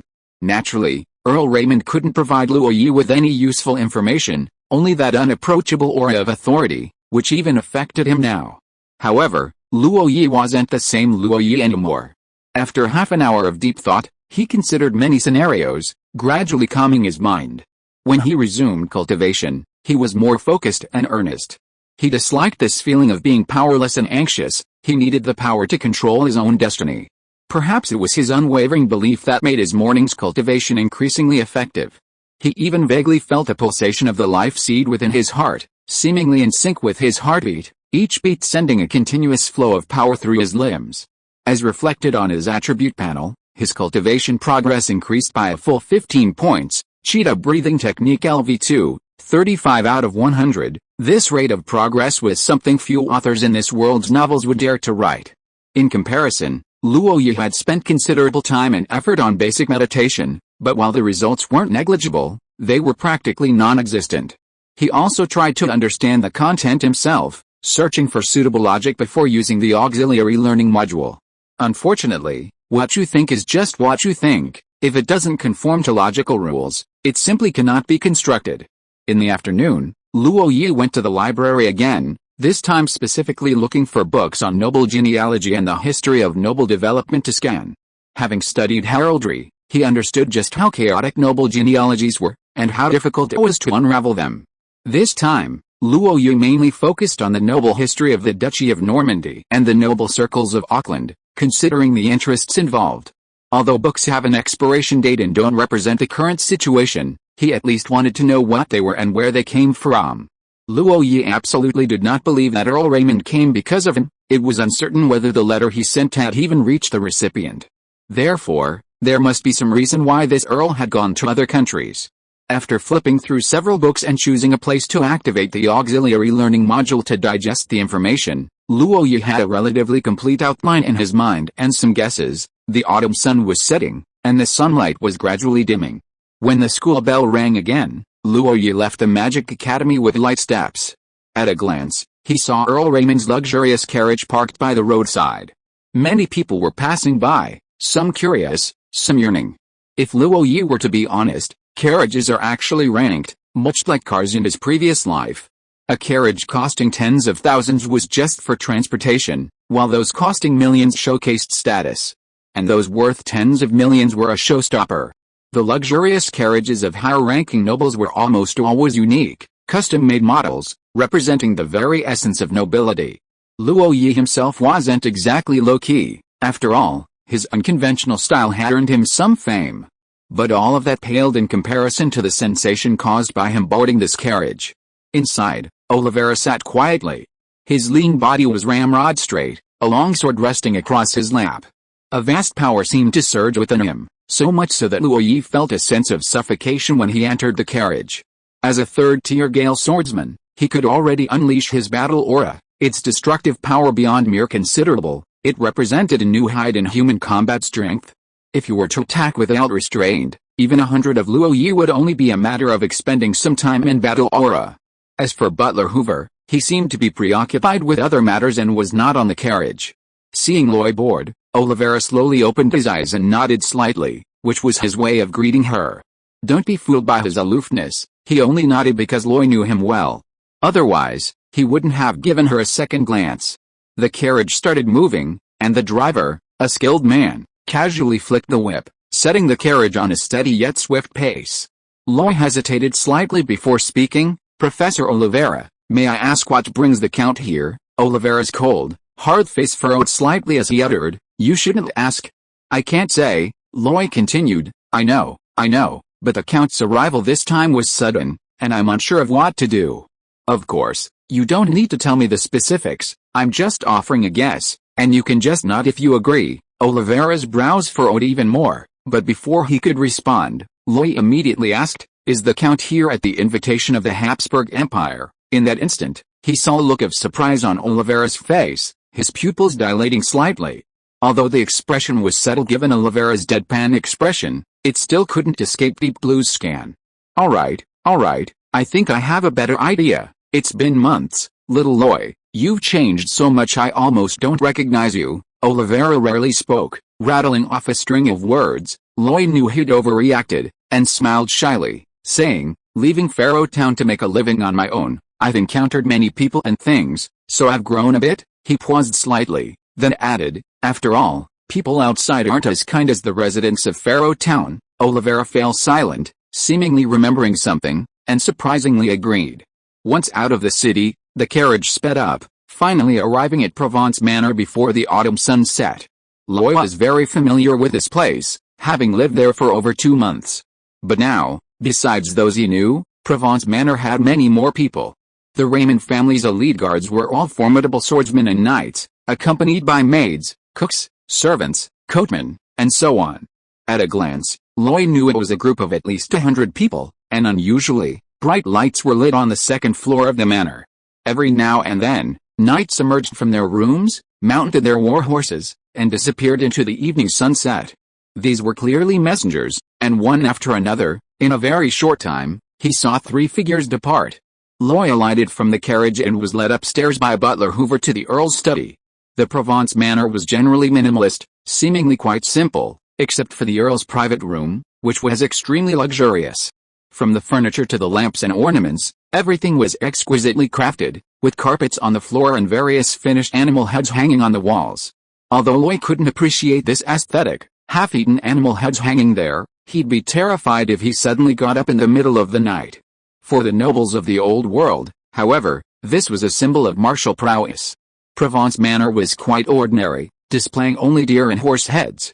True noble castles favored terracotta warrior specimens. Loy stood aside, glancing slightly upwards. Behind the desk, a man with graying hair and a robust physique, resembling a lion, was busy at work. His large fingers held a quill pen that appeared slender, dipped it in ink, and wrote beautiful cursive characters. After finishing, he dried the ink, folded the letter, and placed it in an envelope. Then, he took molten gold lacquer from a small stove, dripped it onto the envelope, and pressed his ring onto it. When the ring was removed, a lion's head emblem appeared on the gold lacquer, the crest of the Raymond family. The messenger stepped forward, took the letter, retreated to the door, and left. A moment later, Loy heard the sound of footsteps, the neighing of horses, and the receding hoofbeats. Count Raymond seemed somewhat tired, rubbing his temples before looking up at Loy and asking, "How have you been at Philint Magic Academy lately?" Loy answered honestly, "Very good, and very fulfilling. I'd like to hear your opinion on magical machinery. P.S. New book launch. Following along is most important, begging for more." After all, this person is the protagonist's biggest backer in the early stages. Chapter 18, Questions and Answers. If Earl Raymond had asked a normal first-year student at a magic academy, he would have gotten absolutely no useful answers. Seriously? First-year students haven't even mastered basic meditation, so how could they possibly understand magical machinery? But Lloyd was different. Whether it was what he'd seen in his past life or what books he'd read in this one, he could talk about it for 3 days and 3 nights if he wanted to. Right now, he was thinking about how much he could say, and how deep he could go. After a pause, as if organizing his thoughts, Lloyd finally said, "Your Excellency, I read a book a few days ago, and there was a passage in it that I found very insightful. That book said that magical machinery will be the primary productive force, triggering a massive transformation of the social system and even changing the mode of warfare." Earl Raymond had to admit that he was somewhat making conversation, but at this moment, his eyes suddenly narrowed, like a lion eyeing its prey. "You've only been exposed to it for a few months, yet you dare to speak so boldly?" Luo Yi bowed slightly and said, "It's precisely because I've only been exposed to it for a few months that the shock I felt was beyond words." He paused slightly, then spoke again, his voice seemingly tinged with deep emotion. "Although I entered the Magic Academy, first-year students don't actually come into contact with many magical machines, except for the Academy's streetlights. Those magical crystal balls are incredibly bright, yet not blinding. I lingered under the streetlights for a long time, and I also flipped through magic books, trying to understand their mysteries. So, I asked Butler Hoover for help and went to a magical textile factory. At the Xiangsh Magical Textile Factory, I saw the magical energy pool, the universal power machine, the gears, connecting rods, and bearings rotating throughout the workshop, and I witnessed the efficiency of the workers spinning yarn. Here, I learned that textile work can actually be divided into 2 parts, the spinners and the weavers. With primitive methods, it takes 5 skilled spinners working hard every day to provide the raw materials needed by 1 weaver. The efficiency gap between the 2 sides was too large, so the magic-powered spinning machine was born, becoming a symbol of the widespread adoption of magic-powered machinery. From what I see now, its production efficiency is dozens, even hundreds of times greater than before." Saying this, Loy surprisingly posed a question, "Count, do you know what the future holds?" The white-haired old man paused slightly, then asked, "What do you think will happen?" "I don't know," Loy said confidently, even with a hint of bewilderment. "I really don't know. Who can see the future except for the gods?" Saying this, he stared intently at Count Raymond, saying, "But this matter keeps nagging at me. I can't sleep soundly. So, I've been thinking, just thinking, what will the future hold? So, I made some extremely bold predictions. I imagined what would happen in the future, when various magic-powered machines become widespread, large-scale, systematic, and standardized production will become inevitable. Visibly, factories will be built, and massive quantities of all kinds of goods will be produced: cotton, linen, silk, ironware. So, What will happen when there are mature commodities for every aspect of people's lives? From clothing and food to housing and transportation, Loy's words seemed to have a strange seductive quality, pulling Earl Raymond into his line of reasoning. I'm thinking about these goods again. I think they'll become very cheap, very cheap. Yes, these better things won't be expensive, but extremely cheap. Because large-scale production and increased efficiency will make costs incredibly low, allowing merchants to set very low prices. They are, of course, greedy, extremely greedy, trying to amass more wealth, but they are also willing to use even lower prices to crush their competitors, utterly crush them. Once their competitors fall, they can seize the entire market and earn even more wealth. So, these goods will be dumped, spread across every city at even lower prices, and quickly dominate local markets. In this way, a large number of new merchants will rise, and a group of nobles willing to embrace new things will rapidly accumulate astonishing wealth. But what will the result be? Doing this will always have an impact, and the most direct victims will inevitably be the artisans and their workshops. Their costs will remain high, and the products will have no market. They will suffer losses, go bankrupt, lose their livelihoods, and struggle to survive on the poverty line. However, things are always interconnected. Handicrafts are just the beginning. They will then affect agriculture, animal husbandry, manufacturing, and many other aspects. As a result, many unemployed people will emerge, unable to even get a decent meal, causing even more social problems. And the result, why is the security situation in Auckland so bad? Loy believes this is the root cause. In fact, not only Auckland, but the entire Habs Empire is in such a chaotic state. Seeing that Loy didn't continue, Earl Raymond couldn't help but speak up. And the result? Continue. The result is that the small-scale agricultural economic system painstakingly built by the old nobles will collapse under the impact of a flood of cheap goods. Snap! With a crisp sound, the quill pen that had just been used for writing was crushed, not broken in two, but shattered into fragments by the unconscious force emanating from Earl Raymond. At this moment, Earl Raymond's face became incredibly grim. But Roy didn't stop there. She continued, "Of course, I can guess these things. The rulers of the Habs Empire can't possibly be unaware of them. However, they're happy to see it happen because factories need a large number of workers, and these bankrupt artisans and farmers are the best fillers. But social problems remain, and may even become more acute. What will the Empire's leaders do then? So, I think the Habs Empire's next step will be to look outwards and open up new markets in other countries." At this moment, Count Raymond suddenly looked up, his eyes sharp as knives. "You know the purpose of my trip?" "Of course not," Roy firmly denied it. "Didn't Oliveira tell you?" I asked. "But you know Professor Oliveira's personality." "How could he possibly tell?" Count Raymond nodded slightly, tacitly agreeing. He paused, then added, "I've come here at the invitation of the Habs Empire to observe the parade of the 7th Mixed Legion." Those who accepted the invitation were not only me, but also the nobles and royal families of several surrounding duchies and kingdoms. Actually, 30 years ago, during the Great War between the Habsburg Empire and the Bourbon dynasty, we all thought the Bourbon dynasty would win. They had no reason not to win. 5 elite knight orders and 3 legendary figures at their command. How could they possibly lose? But they did lose, utterly and decisively. Their powerful knight orders fell on the charge, fell to the rapid-fire muskets and cannons of the magic lancers. From that moment on, the Habsburg Empire proved itself, and no one dared to underestimate them. And we, too, actively collected a great deal of information about magic energy pools, magical firearms, and magic cannons, but none of that is as awe-inspiring as this military parade. As for you, you've also made me see the Habsburg Empire's schemes clearly. Among the series of treaties they tried to sign with us, the most inconspicuous one was a free trade agreement. So, that's what they really wanted? Count Raymond looked up again at Loy and asked, "Then tell me, what should we do?" "I don't know." Loy shook his head decisively. "Your Excellency, these are all just my wild thoughts. If you ask me what to do, I really don't know." He paused, then continued, "However, I believe no one is a fool. Even if they can't see it now, everyone will realize it when the goods are dumped. At that time, whether it's a duchy or a kingdom, they will likely raise tariffs and erect trade barriers to protect their own industries. But the Habsburg Empire, once it has tasted some success, will certainly not give up, and the only solution is war." The last 2 words were uttered by Earl Raymond. At this moment, his gaze towards Loy was different.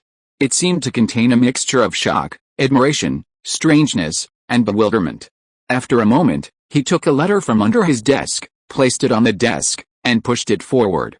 "I've read what you wrote.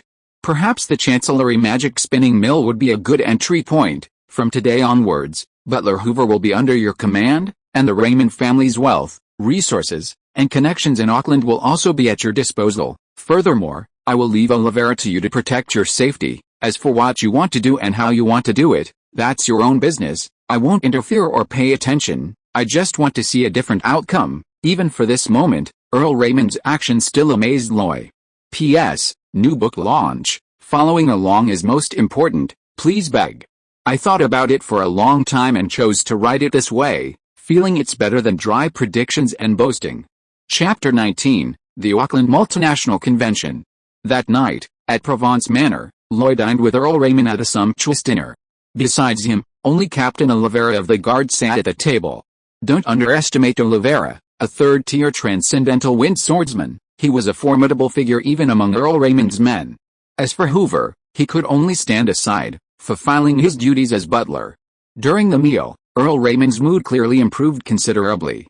He chatted with Loy for a while, inquiring about the courses at the Magic Academy. Loy hadn't attended many classes properly, but he had read a lot of books and could boast about them all day. However, after dinner, Loy didn't stay overnight. Provence Manor wasn't small, but there were only so many rooms, and there simply wasn't enough space. So, Earl Raymond arranged his own carriage to take him back to his rented room in Auckland. "What? You say Auckland has a curfew, and the city gates are closed, so you can get in?" That was a matter for ordinary people. The Raymond family's carriages could come and go as they pleased. Even in the Habsburg Empire, nobles were still nobles. Inside the carriage, Loy sat upright, his eyelids half open, calculating gains and losses in his mind. "Deep Blue, what do you think of my performance today?" "Master's performance was excellent, but wasn't it a bit too reckless? What you want to gain, you always have to give something in return. If you want others to look at you more, you have to have the ability to make them look at you more. Anyway, look, wasn't this a great success? The problem is, that wealth doesn't belong to you, Master. You only have the right to use it." "How, Deep Blue, you don't understand. Sometimes, power and wealth, as long as they're under your control, can do so many things." After a pause, Luoyi added, "Leaving aside other things, I'll have the money to buy potions, won't I, Master? Is it really okay to spend like this?" "It's alright, as long as the Raymond family's businesses in Auckland City continue to thrive and reach new heights. These things are nothing." This conversation seemed like Luoyi was persuading Deep Blue, but in reality, he was persuading himself. Having made up his mind, he immediately stretched, put his hands behind his head, and his expression was calm and somewhat carefree. This meeting, this conversation, felt to Luoyi like a job interview. He won Earl Raymond's approval with his knowledge and performance. Earl Raymond was also willing to give Luoyi a portion of his assets to put his ideas into practice. He wanted to see how far Luoyi could go. How far did he want to see the development of magical mechanical energy? In fact, both sides were very satisfied with this interview. Luoyi was familiar with this model, and Earl Raymond was also used to this method. Only Luoyi's former self, that remaining consciousness, felt a little sad. Because, an interview was just an interview, but there was no kinship involved. Nothing more was said that night. The next day, Luoyi went to school, cultivated, and went to the library to read books as usual, while also paying attention to the changes in Auckland City.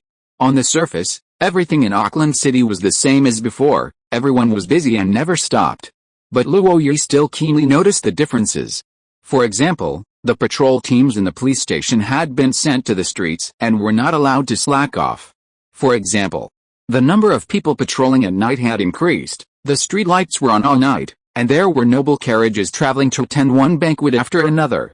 For example, news from Ang's side indicated that all gangs had been warned and were not allowed to cause trouble for the next few days, and all bounty hunter missions had been suspended. Clearly, the military parade was just the beginning, many things still needed to be negotiated. As for the more specifics, Roy knew nothing and had no way of knowing. He only knew that Provence Manor had prepared several banquets. Butler Hoover led a large-scale shopping spree in the city and even sent Roy some gold till. This was a gift from Earl Raymond, a reward, and Roy had to admit that the Earl was quite generous with money. Roy didn't stand on ceremony and exchanged it all for red and blue potions, just enough to replenish his supplies. Meanwhile, his breathing technique continued to grow at a rapid pace, now reaching LV3, 5/100. He could already influence the pulsation of the life seed to a certain extent and had even tried to synchronize it with his heartbeat. Anyone who could do this would sense the nourishment that mysterious biological energy provided to their body. He felt a tingling sensation emanating from his bones, the twitching of his muscles, the growth of his fascia, and the vitality of his body. Although it wasn't reflected on the panel, under the deep blue scan, his body was already growing in an unknown direction. Besides this, there was his swift swordsmanship, essentially Luo Yi's only fighting method, which he naturally took extremely seriously, practicing diligently every day. However, limited by his agility reaching its limit, he could feel his swordsmanship had hit a bottleneck. Perhaps only by truly becoming a second-tier swordsman would there be a qualitative change. Then there was herbal identification. Luo Yi hadn't stopped, even with the Raymond family's immense wealth here. Through these days of persistence, he had tried almost every common herb, and analyzed and recorded its medicinal properties using the health monitoring module. There were indeed herbs that could relieve muscle fatigue. He had found dozens. The next step would be the combination of different herbs, the fusion of different medicinal properties, much more complex, but in any case, it was a further step forward. Time passed day by day, until 10 days later, when a bombshell announcement suddenly appeared in the Auckland newspapers. The Habs Empire, after lengthy negotiations, had signed a series of friendly agreements with several neighboring kingdoms and duchies. These agreements covered a wide range of topics, including politics, economics, and even the export of magical weapons. However, Roy immediately noticed the most striking clause, a trade treaty. It stipulated specific tax rates for imported and exported goods and strictly prohibited unilateral increases in tariffs. Among the signatories was the Duchy of Normandy. Clearly, even though Roy had informed Earl Raymond of the Habs Empire's intentions, he couldn't change anything. In the face of absolute power, conspiracies and tricks were meaningless. Officially, this was the so-called Auckland Multinational Convention, which, while not causing much of a stir among the common people, was good news for merchants to spread like wildfire. On that very day, Earl Raymond left the Habs Empire, without even seeing Roy again. That evening, a new person moved into number 19, Lombard Street, Oliveira, a level 14, Tier 3 Swift Swordsman. This time, Butler Hoover booked all 4 rooms in Mrs. Cassidy's rental apartment. He added 30% to the rent and requested full access to hot water and food, which pleased Mrs. Cassidy greatly. Of course, Roy also made some requests. The 2 remaining rooms were on the ground floor, and after the furniture was removed and the space was combined, they became her training area. Although the area was still a bit small, it was quite good in the prime real estate of Lombard Street. Meanwhile, Hoover, carrying a thick ledger, finally found Roy. That evening, at number 19, Lombard Street, on the 2nd floor, inside the apartment. Roy sat behind her desk, flipping through the ledger, her eyes flashing with blue light as she scanned page by page into a deep blue storage module. And in front of the desk, Butler Hoover, still dressed in his impeccably tailored gentleman's suit, stood respectfully. Of course, he was also somewhat astonished, because Luo Yi flipped through the books incredibly fast. A moment later, after finishing the last ledger, Luo Yi closed his eyes slightly, feigning fatigue, and rubbed his temples. The data analysis module then activated, and all the information converged, producing the final result. Looking up again at Butler Hoover, he said, "So, the Raymond family's most profitable businesses here are actually the 3 perfume shops." "Yes, my Raymond family is also known as the perfume family because the flower territory is abundant with various flowers. The perfumes we make are highly sought after by nobles, and Auckland City is essentially a transit point for perfumes entering the Habsburg Empire. Therefore, we have 3 shops here, as well as the Provence Manor." Loy nodded slightly and added, "Another source of income is the 100 acres of fertile land surrounding the manor, and a well-established gold exchange route." Hoover continued, "These fields are actually a tradition of the Raymond family. Each area where the family's influence extends will purchase some land to establish a foothold. However, due to differences in policies and taxes, and after deducting the farmer's surplus, the actual profit isn't high." "Then what about this gold exchange route?" "It's because the exchange rate between gold and silver is different in the Norman Duchy and the Habsburg Empire. The rate is higher in the Norman Duchy, and lower here." As long as you move gold and silver back and forth, you can make a huge profit. After a pause, Butler Hoover added, however, this route is independent, with dedicated personnel handling it. My accounts are only for verification, not for actual transactions. Therefore, this portion of the money is not actually under your control, young Master Loy. Loy already knew this and didn't seem to mind. He nodded slightly and said, so, the wealth I can currently control, excluding the small change, is 2,100 gold tires. Yes, this is all the family's profits for the first half of the year. What was originally intended to be sent back to Flower territory was stopped by the Earl. Besides that, even the Earl's carriage was kept. This allowed Loy to use Earl Raymond's title to do certain things. Loy nodded slightly. Since there's money, what else is there to say? Butler Hoover, tomorrow, go to the magical textile factory in the Champagne House again and have a good talk with Mr. Maruna. In cross-border trade, tariffs are paramount. Chapter 20, The Silver Angel Rapier. The currency of the Habs Empire is based on the till and is minted from 3 metals, gold, silver, and copper. The conversion between each coin is based on a decimal system. That is, 1 gold till is worth 100 silver tills or 10,000 copper tills. Loy had Deep Blue measure this, and although the value varied slightly due to the different measuring objects, it was generally agreed that 1 gold till was roughly equivalent to 10,000 yuan in purchasing power on Earth in his previous life. 2,100 gold tills would be equivalent to 20 million, a huge sum of money, a truly substantial fortune. Loy had already discerned from the ledgers that Auckland City, acting as Raymond's perfume distribution point within the Habs Empire, had amassed this wealth. This money, once injected into the fragrant magic textile factory, would definitely solve its cash flow problems. However, there are many types of cooperation, acquisition, equity participation, percentage of ownership, division of authority. There are simply too many details to discuss. So, what was previously just an intention was now about to get to the substance. Loy had Hoover test the waters first. As for Loy, he maintained his usual routine, going to and from school every day. He focused on cultivation, supplemented by reading, and occasionally attended a basic meditation class.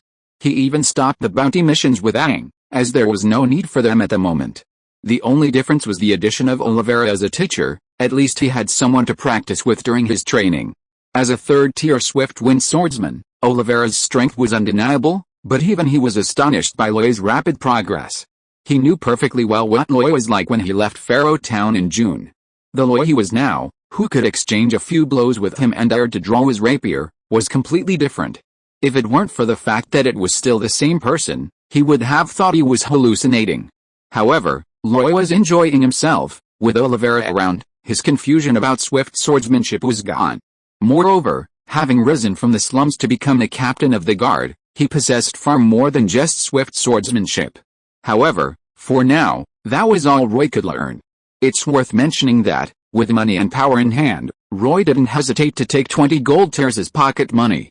He first spent 5, carefully selecting and purchasing a high-quality magical weapon, the Silver Angel Rapier. Legend has it that beneath the throne of the God of Light lived a silver angel wielding a divine-grade rapier, vanquishing all evil. Of course, in the mortal realm, it was merely a replica of the divine weapon. Even so, anything daring to bear the name Silver Angel Rapier was at least of high quality. The one Roy held was said to be the work of Master Raffinia, its main body made of star iron, infused with a considerable amount of refined gold. It not only possessed excellent aura conduction but also solidified the 3 magical properties of sharpness, magic breaking, and fortitude, leaving aside sharpness and magic resistance, which are common attributes of many magical weapons. The most important attribute is sturdiness. There's no way around it. Rapiers break too easily, especially when fighting against those exaggerated great swords and heavy swords.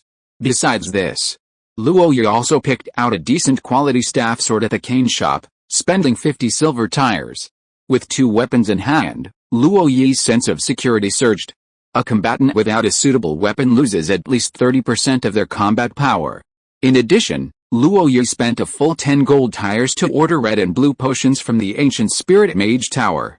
As consumables, red and blue potions aren't always available, and since there's no Kentucky Potions Company branch in Auckland, they can only be brewed one by the potion makers within the ancient spirit mage tower. Therefore, Luo Yi only took 5 portions this time, the rest would have to wait. Actually, Luo Yi's progress wouldn't require that many, but with a large-scale consumption of potions, his tolerance to red and blue potions was constantly increasing. Therefore, Luo Yi had no choice but to buy more. With this batch of potions, Luo Yi's cultivation was almost uninterrupted, progressing at an extremely high speed. Even as he approached his limit, it became increasingly difficult to replenish the life seed, like a bucket already full, where adding even a little more required more effort and time. But Luo Yi could still feel his progress, a progress visible to the naked eye. However, progress with Butler Hoover was not going smoothly. Although Maruna Marcus was eager, he was only willing to accept a shareholding arrangement, and only willing to give up 20% of the shares. This was unacceptable to Luo Yi. 20% of the shares meant neither decision-making power nor management rights. Was he simply giving him money to solve the financial shortage of the magical textile factory in Xianx? In business, profit is paramount. One doesn't offer help in times of need. The financial shortage in Xianx was already a foregone conclusion. The reason it had been able to survive until now was purely due to the brand effect and the belief among the staff that the factory could overcome the difficulties. Simply relying on cost-cutting to solve the problem is wishful thinking. Furthermore, Baron Marques, who's behind the Champagne family, isn't doing well. If it weren't for the Raymond family's influence, why would he be so proactive? In short, if you're not in a hurry, I'm not in a hurry either. We'll see who loses patience first. That's how business negotiations work, a back and forth, each using their own methods. Besides this, Lloyd also made several other arrangements. For example, he had Hoover start contacting other magical energy factories, primarily in the textile industry, but not limited to metallurgy, mining, or transportation. They could all be explored and discussed. Also, the Auckland Multinational Convention had been reached, and for better or worse, it was extremely useful to Lloyd. As for the Normandy route, it was better to handle it ourselves than let others. And then there was the large order signed by the Champagne Magical Energy Textile Factory, even certified within the Temple of Vulcan. Lloyd also had Hoover use the Raymond family's channels to try and trace the origins. Thus, the negotiations proceeded at a leisurely pace, while cultivation was pursued with utmost urgency. Time flew by, and another half-month passed. In the blink of an eye, it was mid-November of the new divine calendar 310, and he had finally pushed his breathing technique to the limit of LV3, 99 out of 100. But he had hit a roadblock here. Number 19, Lombard Street, first floor. The walls had been removed, and the two bedrooms had been combined, creating a spacious area of over 100 square meters. Apart from a few weapon racks and some body refining equipment, there was nothing else. The floor had also been specially treated, covered with a layer of cork, which was very elastic and not easily damaged. At this moment, Luo Yi was cultivating here. He assumed a posture of supporting himself with one arm, his legs crossed and suspended in midair, while his other hand was stretched back as far as possible. This movement was not something an ordinary person could do. It extremely tested the core strength of the waist and abdomen as well as the arm strength. But Luo Yi seemed quite relaxed, and with his specific breathing, his muscles seemed to come alive and pulsate. With each contraction and expansion, his muscles twisted together like steel bars, and with each rise and fall, many parts of his body began to redden and swell. However, each time, it was always just a little short. Luo Yi had to change his posture again, trying once more to muster the surging power within his muscles. Visibly, large patches of his bare skin turned crimson, his blood saturated, his muscles and bones tempered. But what he sought, the union of his heart and the seed of life, was always just a little off. After several failed attempts, Luo Yi could no longer hold on. His strength gave way, and he collapsed to the ground, a torrent of sweat pouring out, even forming waves of heat that radiated outwards. Luo Yi glanced at his attribute panel name, Roy Roy Fitz race, human occupation, swift swordsman, Tier 1 LV5, strength, 9, 10/100, agility, 10, 99 out of 100, constitution, 10, 99 out of 100, perception, 7, 60 out of 100, intelligence, 9, 0/0, skills, old world knowledge LV3, swift swordsmanship LV4, 99 out of 100, cheetah breathing technique LV3, 99 out of 100, herbal identification LV2, 25/100. These stats alone demonstrate that Roy hasn't slacked off at all. His constitution is maxed out, maintaining the current human limit of 10 points at its peak. Furthermore, his strength is also at 9 points, comparable to those strong men. His main skill, cheetah breathing technique, is pushed to its current limit. However, the problem is that Roy's stats are just stats. He can't freely add points to break the human limit. So, he's currently stuck at cheetah breathing technique LV3, 99 out of 100, just one step away from taking the next step. But the problem is that one step seems like an insurmountable chasm. Just then, Teacher Oliveira came over and handed him a cup containing cooled salt water. Luoyi took the bottle, gulped down several mouthfuls, and finally asked, "Teacher Oliveira, what's wrong with me? Why can't I break through?" Oliveira paused for a moment before saying, "Luoyi, your cultivation speed is too fast. You should stop appropriately." Luoyi shook her head. "Teacher, that's an excuse for mediocre people, not mine. I can guarantee that although my cultivation speed is fast, every step is incredibly solid, and my foundation is incredibly firm. So, the reason I haven't been able to break through is because I haven't found the key point." Luoyi stood up and said earnestly, "Teacher Oliveira, can you guide me?" Oliveira paused again for a moment before finally speaking. "You need a kind of stirring. A stirring of the soul, a heart pounding like a drum, is necessary to better activate the seed of life. The best method is battle. A battle on the brink of life and death." New book launch. Should I be more patient? Chapter 21, The Vulture Bandit Gang. 19 Via Lombardi, 2nd floor. Roy sat behind his desk, the top 2 buttons of his white shirt undone, revealing his well-defined chest muscles. He leaned back casually, his posture relaxed and carefree. Standing before him was Aang, who was dressed much more impeccably today. His gray gentleman's suit was well tailored, and the matching trousers were equally smooth and new. A bowler hat added to his gentlemanly air. The only odd thing was the large red bow tie he wore, which looked rather strange.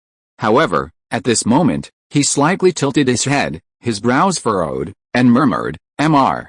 Luoyi, in short, you're looking for a master who can give you your all in a battle? That might be difficult to find." Luoyi lowered his head slightly and asked, "Is it because the police station's ban is still in effect, and no one dares to commit crimes?" "That's not it." Aang shook his head. "After the convention was signed, the noble lords left, and that ban was abolished long ago. Moreover, because it was suppressed for a long time, those thieves, burglars, and gang members have been itching for a fight, and they've been quite restless lately. But those worthy of Mr. Luoyi's serious attention must be at least 2nd tier or higher combatants, so the number is much smaller." Luoyi asked curiously, "You mean, there aren't many 2nd tier or higher members in gangs, Mr. Luoyi, please don't joke around," Aang explained with a wry smile. 2nd tier combatants are already very strong. As long as their background is relatively clean, they can easily find a merchant guild and become a guard captain, right? Why live in a cesspool when you can earn more money and have more resources without living in constant fear or fighting? So, most 2nd tier combatants who join gangs have either committed some serious crime or offended a noble, leaving them with no choice but to mingle in gangs. Even so, they're either gang leaders or behind-the-scenes supporters, only accepting money from the gang to help settle things. They don't get involved in anything else, because they feel it's beneath them. Luoyi pressed on, unwilling to give up. "So, according to you, there aren't any 3rd-tier extraordinary combatants in gangs?" "I've only heard others boast about these kinds of people, saying they actually have another name, Kings of the Night. These people are basically the controllers of a city's underworld, even colluding with government officials, working together to make a fortune. However, I can guarantee there aren't any in Auckland City, because almost every gang is engaged in daily brawls." After explaining for a while, Aang frowned and said, "Although there are several large gangs that seem to have 2nd-tier combat power within them, they are all incredibly mysterious, making it really difficult to find their exact locations." He paused, then added, "However, if we can broaden the scope a bit, not limiting ourselves to the city or any gangs, it would be easier to find them." Luoyi's eyes lit up. "That can be broadened. Whether it's a bounty mission or not doesn't matter, as long as they're strong enough and I can corner them, it's fine. In that case, I've actually thought of someone, who, the leader of the Vulture Bandit Gang, Vulture Blackjack." Luoyi became interested, sat up straight, and waved his hand, saying, "Sit down and talk, have some tea first." As he said this, he pushed the tea that had been brewed on the table over, along with sugar cubes and some snacks.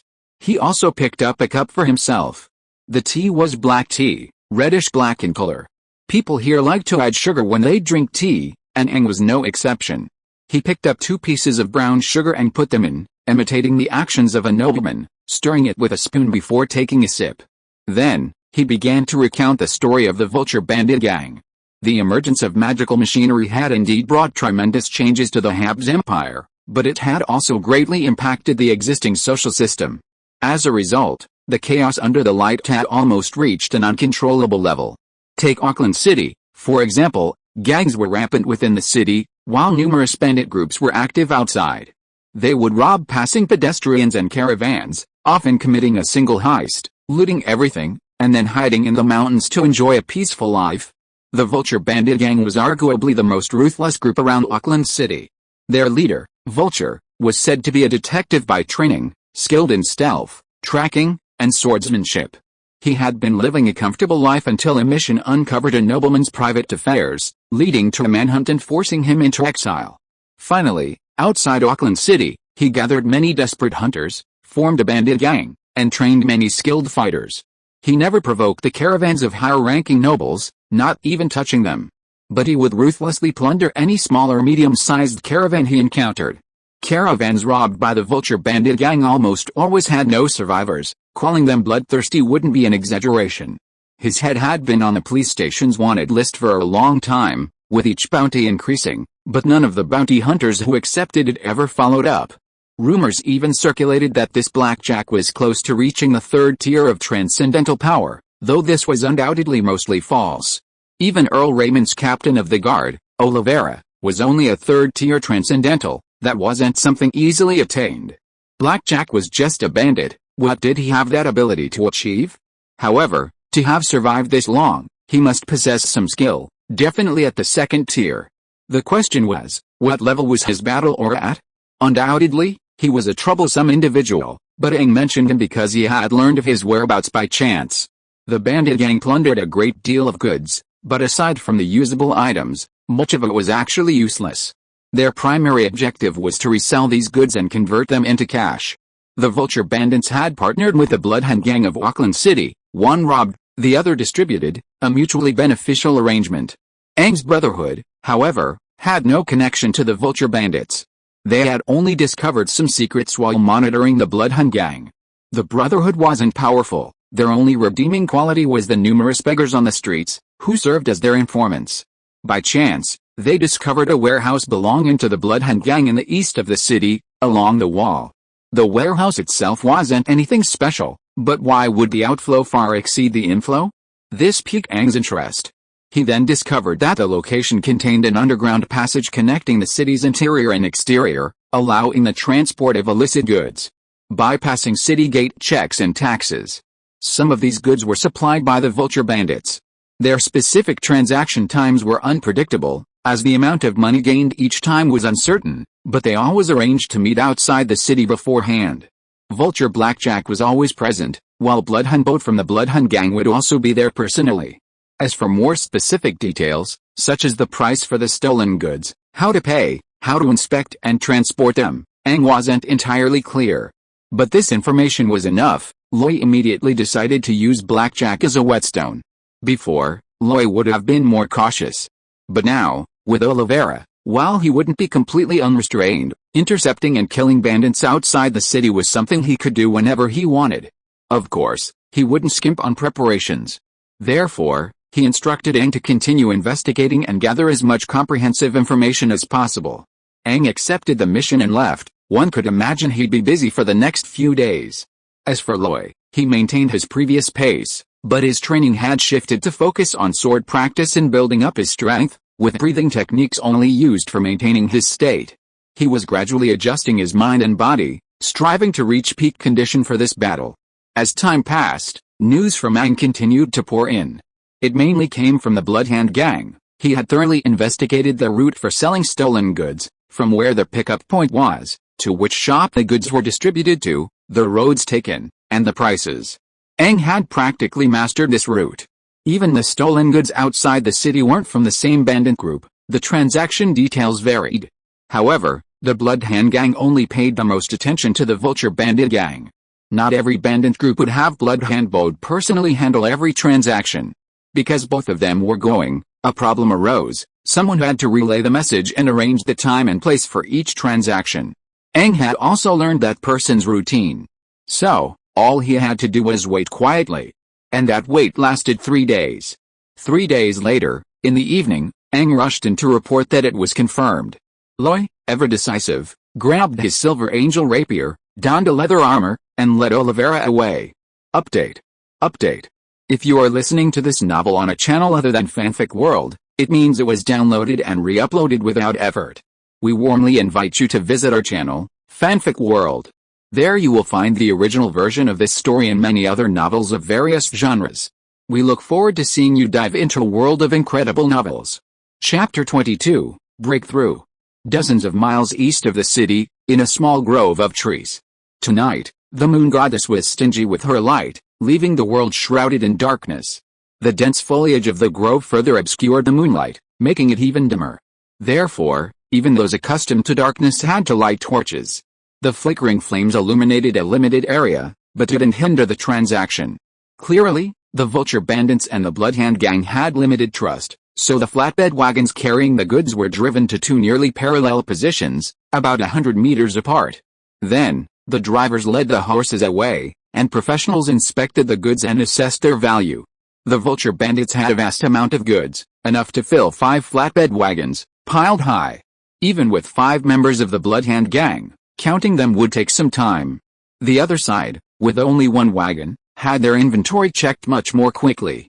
The Vulture Bandit Gang also had its own stronghold, and naturally needed various supplies. Besides essential daily necessities, medicine and weapons were indispensable.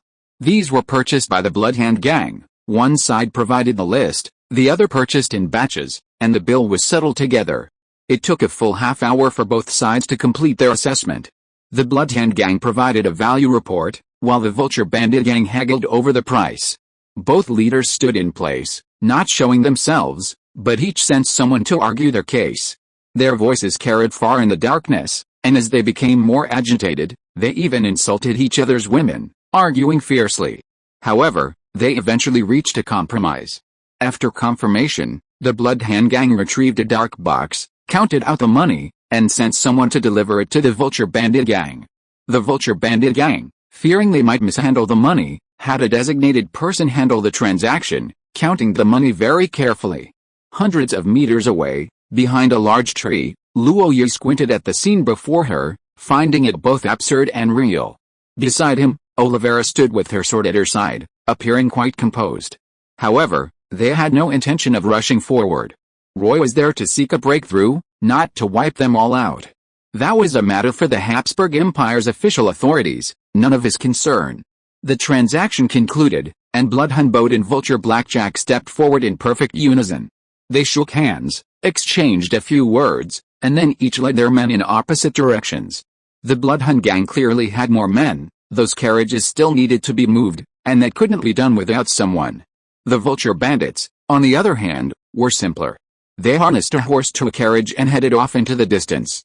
They weren't moving fast, and figures emerged from the trees, each carrying a bow and arrow, forming a 9-man team. Their direction was clearly towards Roy's location.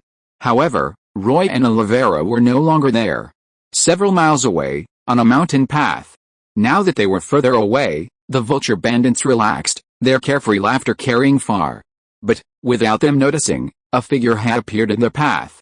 He stood there, his hand on his rapier, seemingly one with the darkness, waiting patiently. As the torchlight drew nearer, Vulture, as if sensing their presence, abruptly stopped and shouted, Who's there, in the darkness? Loy moved, like a shadow shifting before the others could notice that there was actually a living person there. When he fully entered the area illuminated by the torchlight, it was as if he had stepped from darkness into light, and into the presence of the group. You're Blackjack the Vulture. Blackjack was called Vulture because he truly resembled a scavenging vulture. His back was slightly hunched, his head jutted forward, and his head was almost entirely bald, except for some feathers on the sides. His eyes, like those of a hawk, gleamed with a malevolent light. When he stared at you, he was exactly like a vulture eyeing its prey. Staring intently at Luo Yi, Blackjack gripped his sword tightly, his voice hoarse as he spoke. I am Luo Yi. And you? Are you from the Bloodhand Gang, or one of my other enemies? State your name, or I won't know who to blame after I kill you." As he spoke, his longsword was already drawn, the clanging sound ringing out. The first to move were the 4 men behind him, all knocking their bows and firing arrows. Whoosh whoosh whoosh, the arrows pierced the air, aiming straight for Luo Yi's vitals. Clearly, they were perfectly in sync. The act of drawing their swords was the command to attack. However, Luo Yi remained completely unfazed. His eyes flashed with blue light as he took a step back. One step, and he vanished into the darkness, his silver angel rapier leaving a blur. Clang clang clang. A spark seemed to flash before Luo Yi disappeared. Just as everyone was filled with astonishment and uncertainty, a sound came from the darkness on the left. Almost simultaneously, everyone looked in that direction. But then, from the right, Loi burst forth, enveloped in darkness, as fast as a cheetah. With a swift thrust of her rapier, she pierced the heart of an archer. A second slash, and blood splattered, covering the face of a nearby man, who recoiled in terror.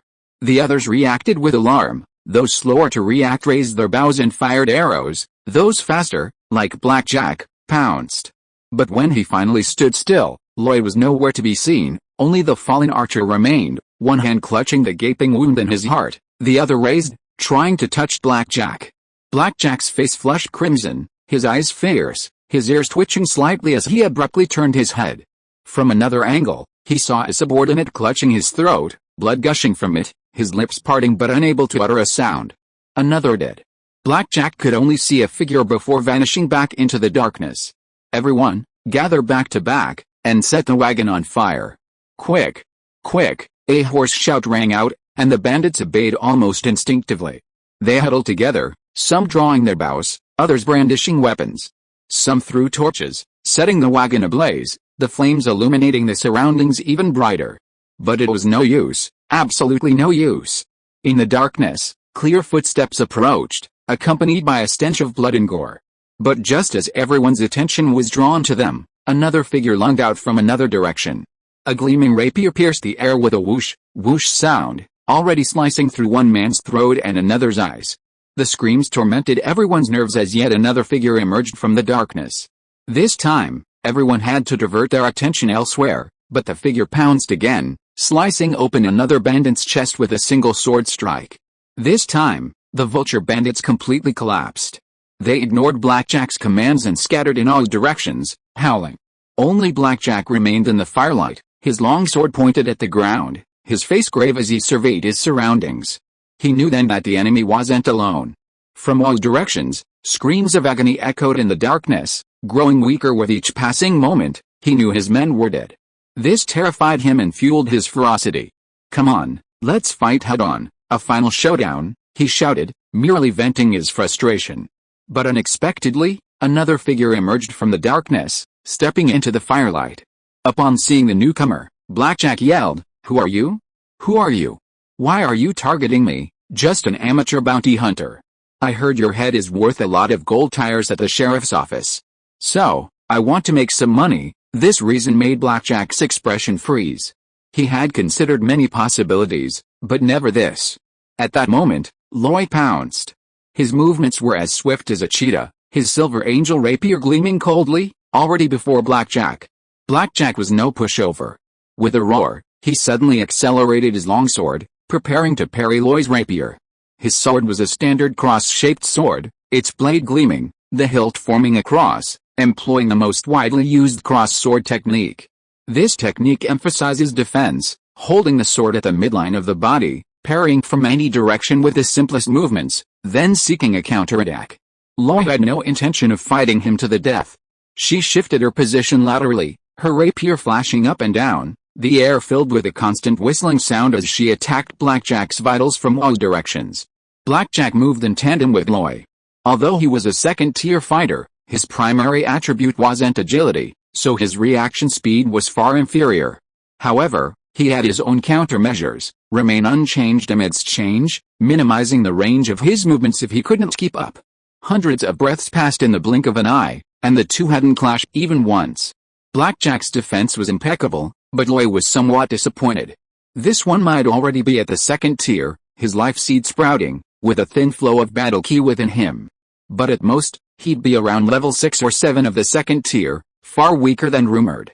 At least, he hadn't put any fatal pressure on Loy. "If that's all you've got, then I'm not playing with you anymore." These were Loy's exact words, and in that instant, he no longer cared about the clash of swords. The Silver Angel rapier swiftly advanced, colliding with Blackjack's cross-shaped sword. Clang! Clang!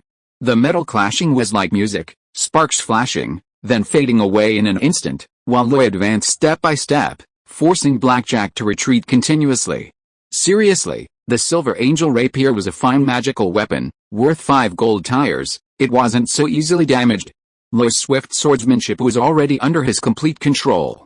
With each clash, the blade seemed to bend, but he could follow the curve and launch the next strike at top speed. And every strike aimed at Blackjack's vital points. Blackjack, now sensing the threat of death, was about to escape the fire when a flash of ruthlessness crossed his eyes. "Die!" he roared, ignoring the wounds left by the rapier. His long sword flashed through the air. A horizontal and vertical strike unleashing a sword technique, cross-slash. The sword light seemed to draw across, aiming to cleave Loy into 4 pieces. But Loy was prepared, leaping back with lightning speed. A precise jump dodged the blade, but the next second, Loy felt his heart pound, the threat of death overwhelming him. In the firelight, Blackjack stood there, covered in blood, a grotesque smile twisting his lips. In his left hand, a magic-powered pistol was raised. The dark muzzle was aimed at Loy, magic visibly gathering, the runes on the pistol igniting one by one, already activated. It turned out that Blackjack's strength didn't lie in his superior swordsmanship or powerful battle aura, but in his mastery of both magic and martial arts, and his possession of a magically powered gun. In that instant, Luo Yi felt the world slow down, his heart pounding like a drum, even causing the dormant seed of life to stir. In that moment, he experienced the palpitation Olivera had described, and found the opportunity for a breakthrough. New book launch, please support. Chapter 23, Second Tier. In comparison, the cultivation of warriors is much simpler than that of spellcasters, at least it doesn't require as much mental effort. However, this doesn't mean that breakthroughs for warriors are easy, especially at each major rank. Many are stuck for years, even decades, without any progress. Therefore, cultivation is never just about enduring hardship, it also requires talent, aptitude, opportunity, and a bit of luck. When he actually fought Blackjack, Luo Yi was somewhat disappointed. He felt the trip had been a waste. But in an instant, the dark muzzle of a gun locked onto him, an overwhelming killing intent surging forth. The point of the gun, his heart, even felt like it was being pricked by needles.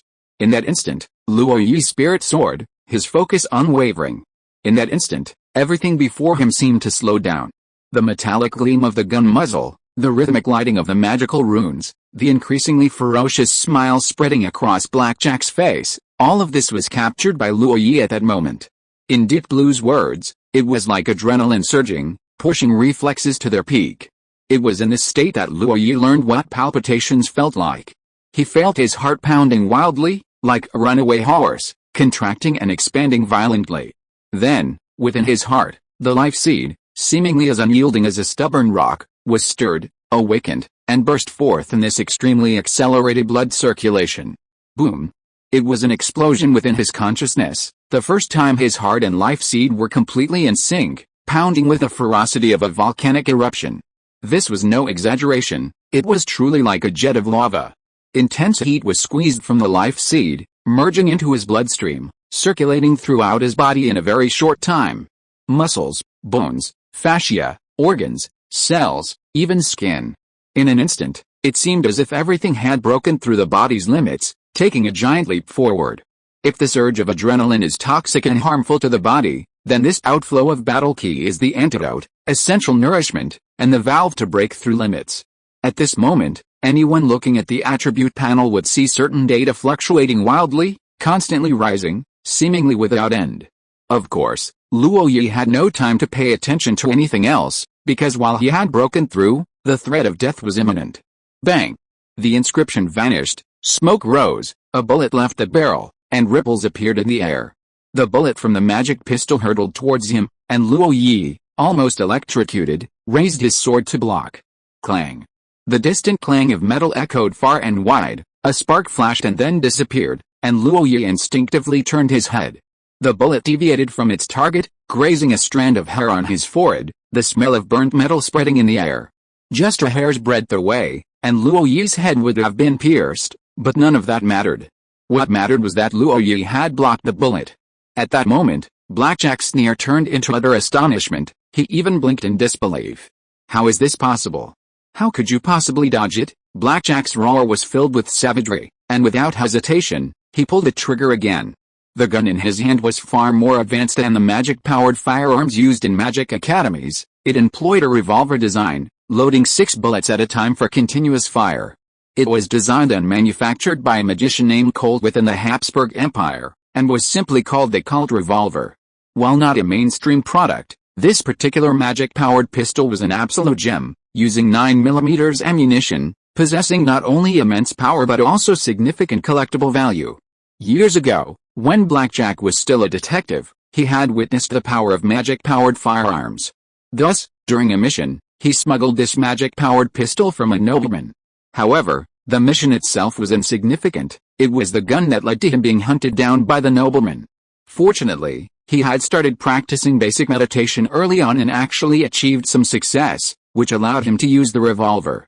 In every crisis, he relied on this gun to turn the tide, and over time, he earned the nickname Blackjack the Vulture. To this day, he had lost count of how many times this magical pistol had saved him, to the point that it had become a kind of faith, a reliance. As long as he took out a magical pistol, there was no problem he couldn't solve. But now, his belief seemed to have crumbled. At this moment, Blackjack was hysterical. He pulled the trigger at top speed, the sounds of bang bang bang echoing as bullets poured out. But at this moment, Roy was no longer the Roy he once was. His fighting spirit circulated throughout his body, then returned with his blood, circulating rapidly again, completing countless cycles in a single breath.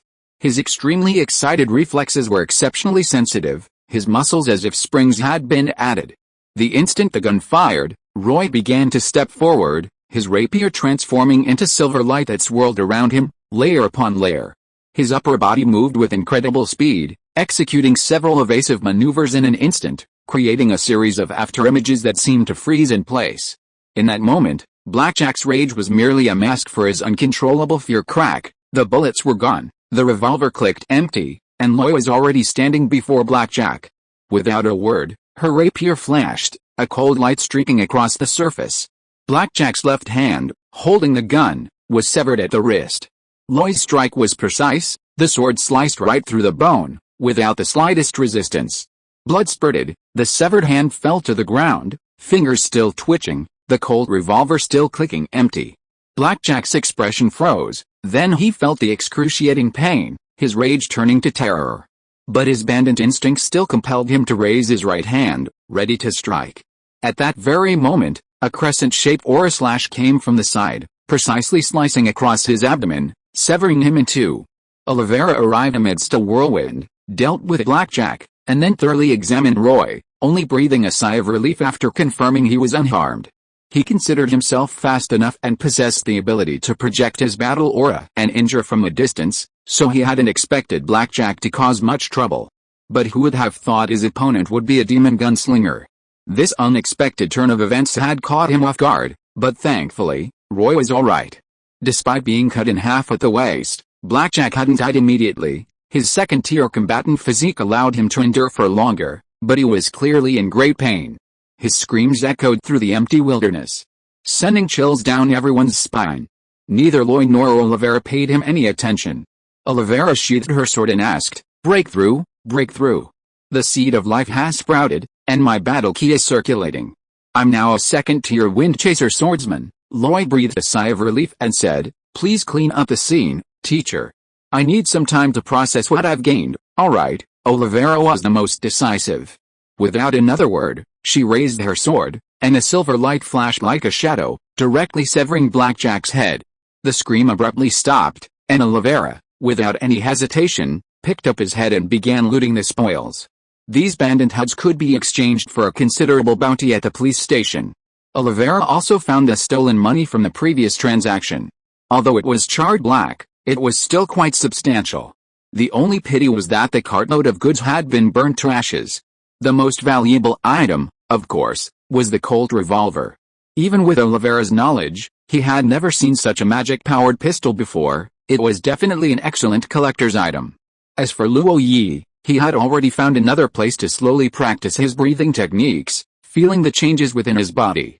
His battle ki had calmed down, at least the burning heat and agitation of his initial breakthrough were gone. Or rather, his body had begun to accept and adapt to the flow of battle ki, and was no longer as sensitive as before. Yet, the beating of his heart and the life seed, the heat flowing into his blood and through his entire body, brought new changes with each beat. He seemed to feel a constant tingling, soreness, and itching sensation throughout his body. Of course, practicing the breathing techniques helped stimulate the circulation of battle ki, but when Luo Yi tried to actively control his battle ki, it wouldn't obey his commands. This was the most direct feeling, but it was still too general to describe, so he didn't hesitate to look at his attribute panel name: Roy Roy Fitz, race, human, occupation, wind chaser swordsman, Tier 2 LV7, strength 10, 1/100, agility 13, 1/100, constitution 12, 1/100, perception 8, 1/100, intelligence 9, 0/0, skills, Old Continent knowledge LV3, swift sword technique LV6, 1/100, cheetah breathing technique LV4, 1/100, herbal identification LV2, 25/100, awakened talents, deadly threat, swift as the wind. At just one glance, Roy was startled by her own gains. Update. Chapter 24, Awakening Talent. To be precise, there are many types of agile combatants. They are further subdivided based on their core abilities, weapon choices, and combat techniques. Over tens of thousands of years of history in the old world, these professions have evolved to a very high level, with some rarer professions even shining brighter at certain times. Often, in mythological stories, special professions leave a more lasting impression, making people think how powerful they must be. This is undeniable, but every rare profession has its unique characteristics, making it extremely difficult to obtain. Conversely, ordinary professions, through rigorous training and refinement, have become widely disseminated, allowing them to continuously evolve, iterate, and improve, going further and wider, and becoming more complete.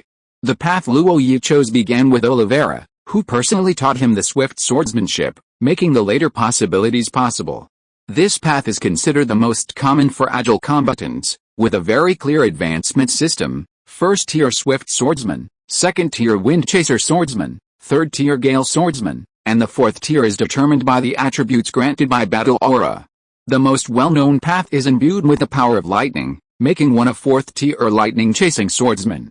As the most common path, fifth tier legendary swordsmen are also numerous, with a well-developed system. 18-year-old Luo Yi was already a second tier wind chasing swordsman, and had even skipped LV6, directly reaching second tier LV7.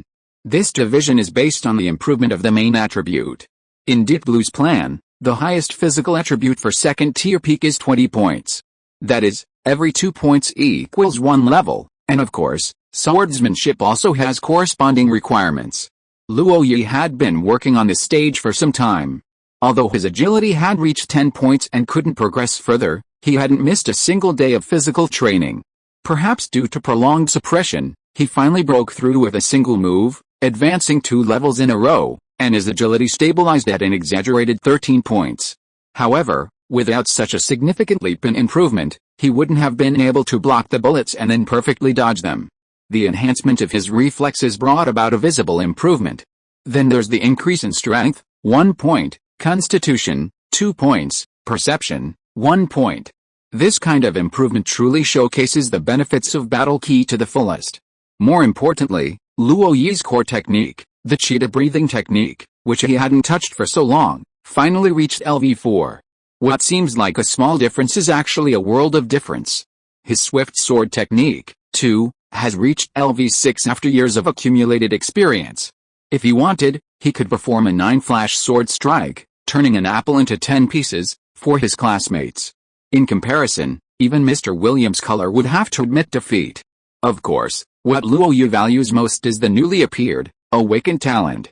Deep Blue, explain this to me. What is this new one? Deep Blue spoke in my mind. Master, in the combatant system, only the third tier is called extraordinary.